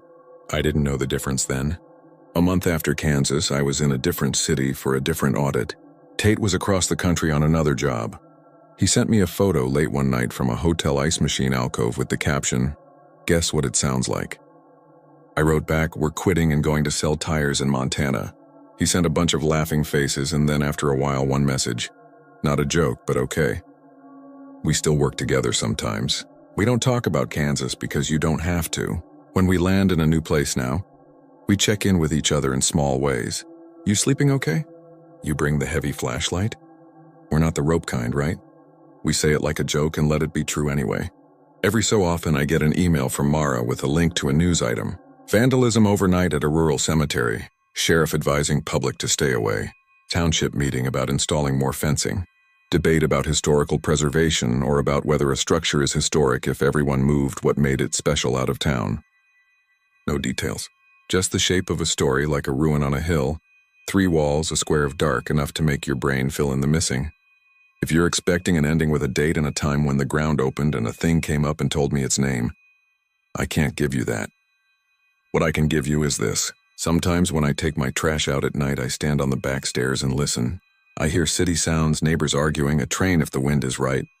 I also hear a negative shape, a place where a sound should be if the living were the only thing making sound. It's not a voice. It's not a figure. It's the correct kind of absence, like an empty chair at a table that still has a place set. I put the bag in the bin and I go back inside and I lock the door behind me. Not because I believe something is standing at the bottom of my stairs, but because that action, that small turn of the wrist, is how I tell myself I live up here and whatever lives down there, and we can share a ladder without touching hands. I have never brought a dog to stall. I don't know that I ever will. But sometimes in my neighborhood, I'll see one pull hard at its leash at the exact spot where the sidewalk tilts over a storm drain, and the owner will tug and scold and the dog will sit down with its whole body, the way animals do when their minds and their muscles agree. The owner will laugh and say, "He's so dramatic." I will want to say, "Let him be dramatic just here for 1 minute. Let him believe the ground has a rule he wasn't taught, then cross the street and go on with your normal life and don't come back to that spot at night with a heavy flashlight and a good story to tell." I know people online argue about the dates, make lists of equinoxes and 6-month intervals, count the Fridays that happen on 13s. They argue about whether the old church was ever really a church, about fires and demolitions and fabricated photos of a bell.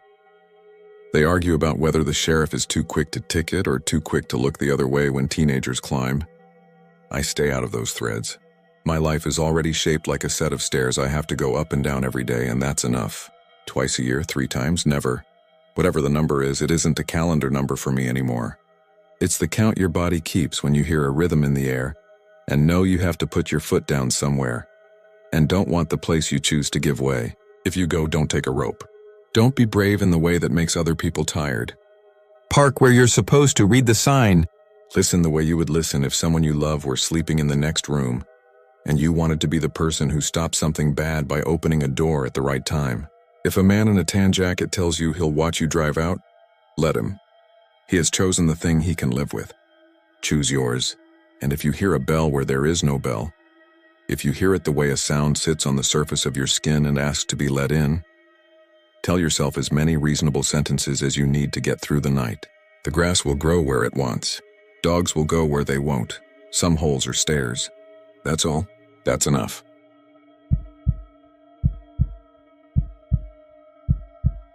I didn't plan to go to Zvikov Castle to get scared. I went because my friend Hanna told me the courtyard cemetery was older than the fortress itself, and that the light over the Vltava shifts in a way painters chase for years. I'm not a famous artist or anything.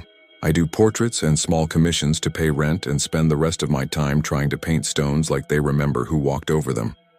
That's the kind of person I am. I was spending the fall touring small towns in South Bohemia, staying in cheap pensions, eating potato pancakes, and writing down snippets I heard in pubs. It felt quiet enough that my brain could finally carry one thought from morning to night without dropping it. When Hanna offered to drive down from Prague with her cousin Petr to meet me at Zvikov on a Sunday, I said yes without thinking twice. We got there early. The castle sits above the place where the Otava and the Vltava meet, and the water below looks heavy even on clear days. There were maybe 20 tourists walking around. A family with 2 kids who were more interested in the stone steps than anything else, and a couple taking selfies by the gate. The air held that damp smell you only get near big old rivers. I remember the sound of our shoes on the cobbles. It felt like walking through the throat of a big animal that had long since fallen asleep. Peter is the kind of guy every town has. He knows the back doors and which caretaker is on shift and where the keys are left when they shouldn't be. He had worked summers at the castle when he was a teenager, and he knew the guide who was on duty that day. They hugged and laughed and spoke fast Czech I couldn't follow. Then Peter waved us inside an inner courtyard, toward a low, fenced burial ground tucked almost sheepishly along the wall. You could walk past it and miss it if you cared only about the keep and the postcards. The cemetery isn't big. The crosses are simple. Some stones had sunk so deep that only the top halves showed like teeth in old gums. A few had dates so worn we couldn't read them. The fence is just iron posts with a chain between them and a sign asking for quiet. Past the graves, the wall rises in thick, rough blocks with seams like wrinkles. The guide told us once they had to fix a section after a winter storm, and when they pulled out the damaged stones, they found an older, different kind of masonry behind it. She said the people who built the fortress on top of this place probably didn't like what they found and covered it. The way you box up a photograph you don't have the nerve to throw away. Then she pointed to the sign about closing times and left us to wander. Hanna took out her sketchbook and sat on a low step. She draws fast, always has. I set up my easel near the fence with the feeling you get at the start of a long hike. Like the thing ahead of you has a shape you can already hold in your hands. Petr smoked by the archway and waved to a couple of guys in work jackets dragging something on a dolly. Maybe equipment for an event. The sun never really broke the haze, just pushed its way through it, and the light went flat and gray in a way I usually hate. But here it looked like the castle was underwater and the sky was a shallow river. That sounds poetic when I write it, but standing there, it was simple. It felt right. I got maybe half an hour in before my camera shut off. I use an old DSLR to take reference photos while I paint, because my memory for faces is decent, but my memory for the way shadows actually fall is not. The battery was fully charged that morning and I had a spare in my bag. The screen blinked, gave me a red icon, and died. I shrugged and swapped batteries. The second one turned on. Let me frame one shot of the far wall where the stones pooled into darker patches like wet cloth, and then it died too. I swore and laughed at the same time. Hanna looked over like she wanted to make a joke but saw my face and didn't. Peter said it's normal. He said his phone used to shut off when he got close to the old part of the wall. I asked what that meant and he pointed to a section where the lower blocks were bigger and rounder, the kind of stones you pull from a river, not cut from a quarry. He said when he worked here as a teenager, he heard his boss say the ground under the courtyard is more complicated than the maps show, that there are voids and old drains and filled wells. He said when you dig here, things shift that don't like being counted. A group tour came through and the guide's voice bounced off the walls and doubled back on itself and turned every sentence into a question.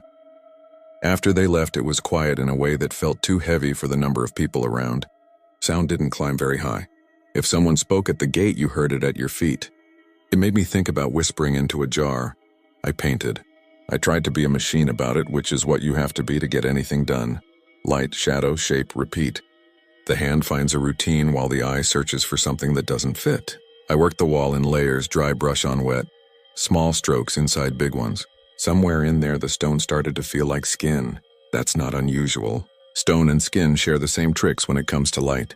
But I saw lines emerging that didn't belong to the cracks of masonry. I saw the suggestion of eyes set too wide, a nose too flat, a mouth that seemed to hold its breath. Hanna came up behind me and said she liked the way I'd made the stones look like a crowd. I told her I hadn't. She didn't laugh. She said she was drawing a cherub from one of the grave markers and kept finding hands that weren't there. She closed her book and we decided to take a break. We sat by the low fence and ate rolls and cheese we'd stuffed in our bags. Peter told us the thing everyone tells you if you mention the castle after you've had more than one beer. He said priests from the next town won't come up here after dusk. He said one of them told his aunt that when the river is high, you can hear voices under the stone. The way he said it, it sounded like a family joke. Then he picked at the label on his beer bottle until it peeled off in one sheet, like he needed to give his hands a job. I asked if he'd ever heard anything, and he said no, but his uncle had. I asked when, and he said the year the ice came late and the water rose fast. He said his uncle was delivering supplies to the castle because a busload of kids got stuck and he was the only one with chains on his tires. When he walked through the courtyard, he heard singing. Not a melody, more like humming from far away. He thought it was the kids and followed it toward the sound until he ended up in the cemetery, looking down at his feet. He said it was the first time he felt like he'd stepped onto an old staircase in the dark and found a step missing. It's a story. Every place has one. I wasn't rolling my eyes about it because I've learned that the way we make sense of old stones is by putting mouths in them. We went back to work. That's when the first echo happened. I was washing a brush in a jar and asked Hannah to pass me a rag. A second later, I heard my voice ask for the rag again from somewhere behind the wall. It wasn't the same sound bouncing back. It was a delay you only get in deep rooms, except there was no deep room. Just the wall and the sky and the quiet courtyard. I looked at Hannah and she looked at me, and we both decided not to talk for a bit. Two women came into the courtyard holding burned-out candles in a plastic bag. They put the candles on the ground near the fence and left a little envelope under a stone. I don't know what was in it. A man walked through wearing a red scarf and speaking on his phone about roof repairs and laughed, as if whatever he was saying amended the weather. Nobody stayed long. The corner with my easel and the low fence felt like a stage built for a show we hadn't rehearsed. Around noon, clouds thickened and the light dropped, and a wind came up from the river that didn't ruffle the flags but pulled at the low grass around the graves like it wanted to lift it by the hair. I don't know how to describe what happened next without sounding like I'm adding drama. Small things happened. My jar of water slid a few centimeters over the stone step and stopped. I felt a coldness at my knees, like something had moved through me. Then my phone buzzed and died. I had been using it for recordings, not even video. Just simple audio notes so I could match my brush strokes with the time between them. The little recorder app froze and closed.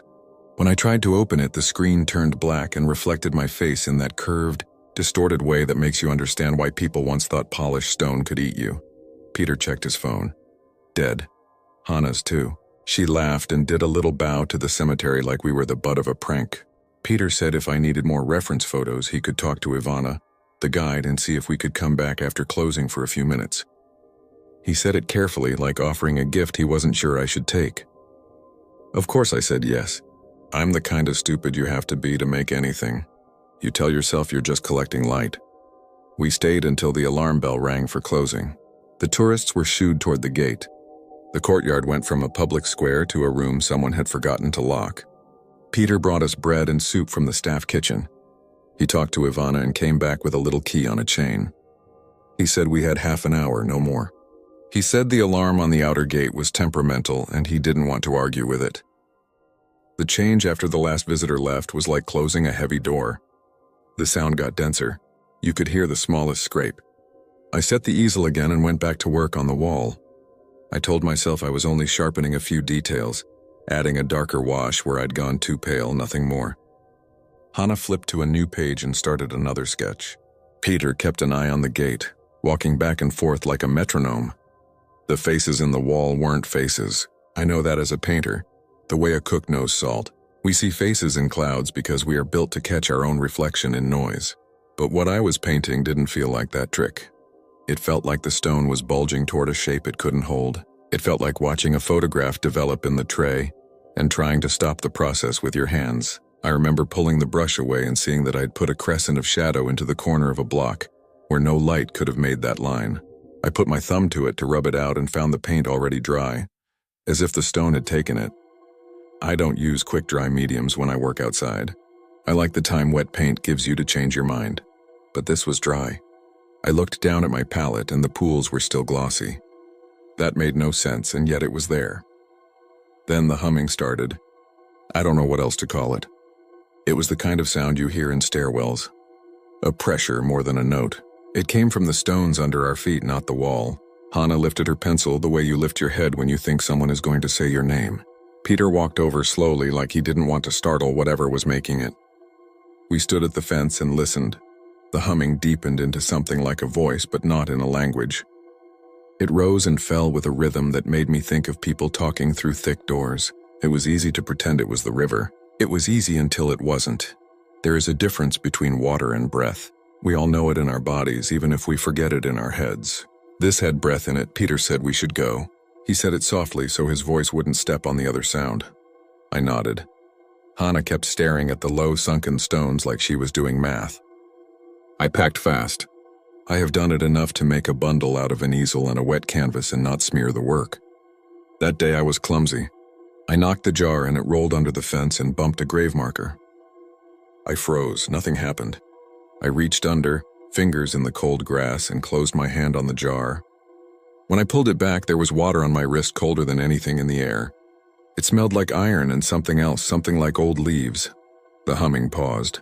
It didn't stop, it paused. I don't know how to make that make sense. It's how you notice breathing when someone is sleeping next to you, and they miss one breath and your heart kicks because some old animal in you knows what that means. Then it started again, higher this time, and I realized my chest had tightness in it like I was under the first meter of water. I swallowed and couldn't get my throat to feel right. The way it feels on a plane when your ears won't pop. We left. Not ran, but we didn't linger. Peter returned the key. He made a joke about the gate not scolding us. We said goodbye to Ivana and she told us to drive safe because a fog was coming along the river. The parking lot was almost empty. We put the things in the trunk and sat for a minute before starting the car. That is when I saw the damp handprint on my canvas.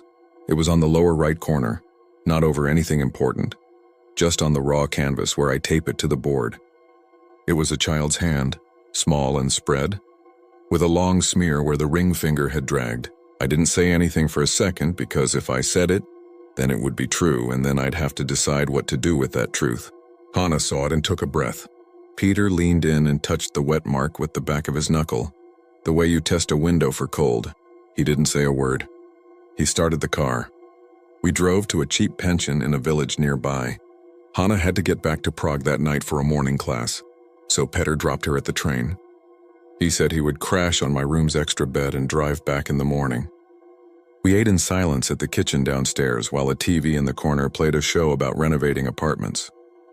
The old woman who ran the place put a bowl of apples on our table and told us the fog would be thick, so we should close the shutters tight. I went upstairs early because my head had a ring to it like I'd been to a loud concert, and now everything was happening 2 seconds behind. I set the canvas against the wall and wiped the corner where the handprint was. The cloth came away brown-gray. The canvas was dry. I fell asleep fast and woke up at 3:12. I know that because I checked my watch, not my phone. My phone was face down on the nightstand. The room was almost completely black. The shutters held more than they should have. I heard water. Not a sink. Not a shower. The sound was not inside the room, but it wasn't outside in the street either. It was behind the wall. You know the way you can tell where a sound is by the way your chest turns toward it without you telling it to. The water was behind the wall where I had leaned the canvas. I got up and put my hand on the plaster. It felt cool but not wet. The water kept pouring. A steady sheet, not a burst. I knocked on Peter's door through the thin, connecting wall. He knocked back and said he heard it too. There wasn't a bathroom on that side. The lady had told us the only bathroom on the floor was at the end of the hall. I moved the canvas to see if something had leaked behind it. The wall was dry. The floorboards were dry. The sound went on. I would like to say I went back to bed. I didn't. I sat on the floor next to the canvas and listened. After a while, the water sound changed. It softened and filled with little clattering noises like pebbles shifting in a current. Then for a few seconds, it had voices in it. I couldn't make out words. I could hear the effort of them. It made my throat ache in sympathy. Then it was only water again, and then it was gone. The silence that followed was the kind that bruises. In the morning, the fog was thick enough that you could see only the first few meters of the road. Peter stood by the window drinking coffee and not looking at me. I didn't tell him about the voices because you have to decide how much reality you want your friends to carry for you. He offered to drive me back to the castle so I could take some proper photos in the daylight, maybe buy a postcard and compare it to my painting to see if I'd messed up proportions. I said no. He nodded like he was relieved. We checked out. The old woman asked if we had slept well and then didn't wait for an answer. Back home, I found the audio notes I thought I'd lost the day before. The app had saved them in a folder I never use. The timestamps were wrong. I mean, they were right for the day, but the minutes didn't line up with the times I remembered recording them. I listened anyway. Most were nonsense, paint water and brushes and distant voices of tourists. Then there was one that started with my voice asking for the rag, and then several seconds later, a second version of my voice asking for the rag. My own voice, but thinner, like it had passed through something. I played it on loop until the edges of the two voices matched in a way my brain wanted to fix and couldn't. I finished the painting. I didn't plan to. I told myself I would set it aside and work on something bright for a while, maybe a bowl of fruit on a red tablecloth to remind myself I control something. Instead, I found myself in front of the canvas every night, adding small lines until the wall I had painted stopped being a wall and became a crowd no longer pretending to be stones. I told myself it was clever, a trick of shapes to make the eye work. When I stepped back, there were faces pressed against the paint from inside the wall, each with a slightly different way of holding the mouth. The way people hold their breath underwater. I propped the painting by the window one morning to see it in daylight, and realized the faces looked sharpest when the glass reflected my living room over them. Like my room and the stone were on the same side. I had the painting photographed by a guy I use who does good scans for a fair price. He called me the next day and said the file was corrupted, which had never happened to him with this machine. He did another scan. The file came through, but when he opened it, there were artifacts in the image. He showed me on his screen. In the darker parts of the wall, the pixels formed tiny repeating shapes like letters. Not letters I knew. He printed a small proof anyway and handed it to me with a look like he wanted to ask a question and didn't know which one. I tried selling the piece through a friend who runs a gallery out of a former tram depot. 3 people expressed interest and then went silent. One wrote back to say the print looked different depending on what time of day it was in her apartment.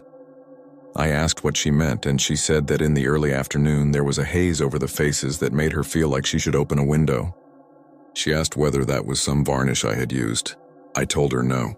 She stopped replying. 2 weeks later, Hannah sent me a grainy video taken by a tourist on TikTok. She doesn't use that app, but her students do, and the clip had been making rounds. It was from Zvikov in the courtyard walking past the cemetery. You could see the fence and the sign and the wall behind it. The sound was the point. The person filming said something like, "We are not staying here past 5" in English and Czech, and laughed. Then you heard what I had heard, a humming that wasn't wind. People in the comments argued. Some said it was air moving through old drains. Some said the audio had been added later to get likes. One person wrote that when her grandmother was young, she had been warned to stay away from the riverbank under the castle when the water was high because the old paths had been swallowed decades ago and were waiting just under the surface. Another person wrote that their priest refused to enter the courtyard after dusk because the dead beneath the Vltava still remembered being in the river instead of under the stones and sometimes spoke up about it.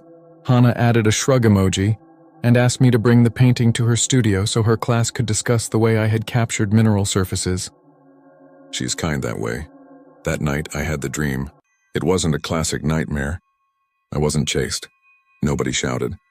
I was standing in the courtyard, not at the fence but in the middle, and the light was that flat gray that makes your eyes make up their own shadows. The graves were low, the wall high, and the sound was there as if the entire place had a throat. I walked to the wall and set my hand on it and felt it breathe. Not inflate, not rock, breathe. Then the stones tilted a degree, the way a dock tilts when a boat passes. The grave markers clicked like teeth. The air filled with the smell of the river in November. I looked down and saw water around my shoes. Only it wasn't water. The stones under the surface looked like stones, but when I bent to touch them, the cold went up my arm like I had stuck my hand into a pocket of old night. Something grazed my wrist, the lightest touch of a small hand. When I woke up, my room was quiet and my wrist hurt. If this were a different kind of story, I would go back to the castle to prove something. I didn't. I read about it instead. About the confluence where the 2 rivers meet and the fortress that watched them. About foundations sunk into older ground and floor plans revised over centuries. I told myself the human brain loves patterns and old places give it a buffet. I told myself I had taken a pile of suggestions and stacked them into a shape and stood back and called it a face. Then I walked into my living room and saw that my painting had slid off its easel in the night and was leaning against the wall at a new angle, and there was a small damp handprint again at the lower right corner. The same size as before, I wiped it with a clean cloth. The cloth smelled like leaves and iron. I stood in my doorway with the cloth in my hand and tried to count the seconds between my breaths. The room felt off by half a degree, like my body was a thing held slightly underwater. I closed the window. The noise of the street muted, and the quiet took on that dense character I can't stop describing. I tell myself I'm being silly. Then I say it out loud and hear the same sentence seconds later, thinner, as if someone has been handed my words and told to carry them back. Hannah says I should show the painting anyway. She says art that leaves a mark is doing its job. Peter texted me a photo last week of the courtyard under snow, with a caption that said it's quieter this way, like the place has a blanket. The snow blurred the low stones so they looked like sleeping animals. A tourist had built a small snowman at the edge of the cemetery and put 2 coins where its eyes would be. Peter said people used to leave coins for the ferryman, and maybe that is what this is. He didn't add a laughing emoji. Sometimes when I'm alone in the studio at night, the light shifts and the wall behind the easel looks like it's made of blocks instead of white plaster. It doesn't last. The feeling that follows does. It is the sense that everything here sits on top of something older that didn't ask to be covered. We do this in cities. We do it in relationships.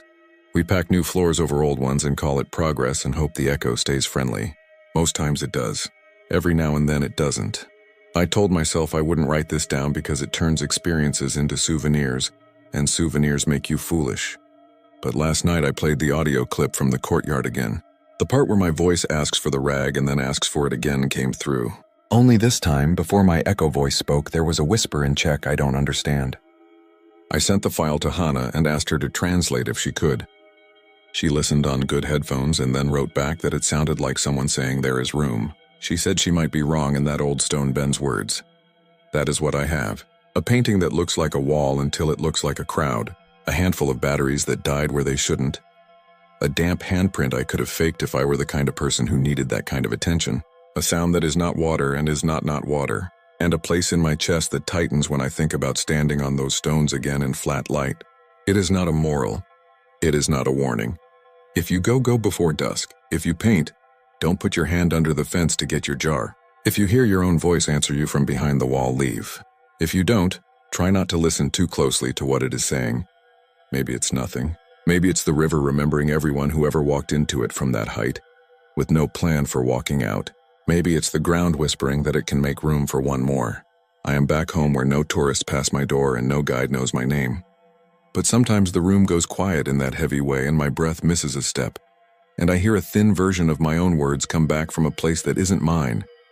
And I think of the priests who refuse to enter the courtyard after dusk, and I understand why. I have stood in the kind of silence that understands me better than I understand myself. I don't plan to stand there again. I say that out loud and I wait to see if the room will hand the sentence back to me.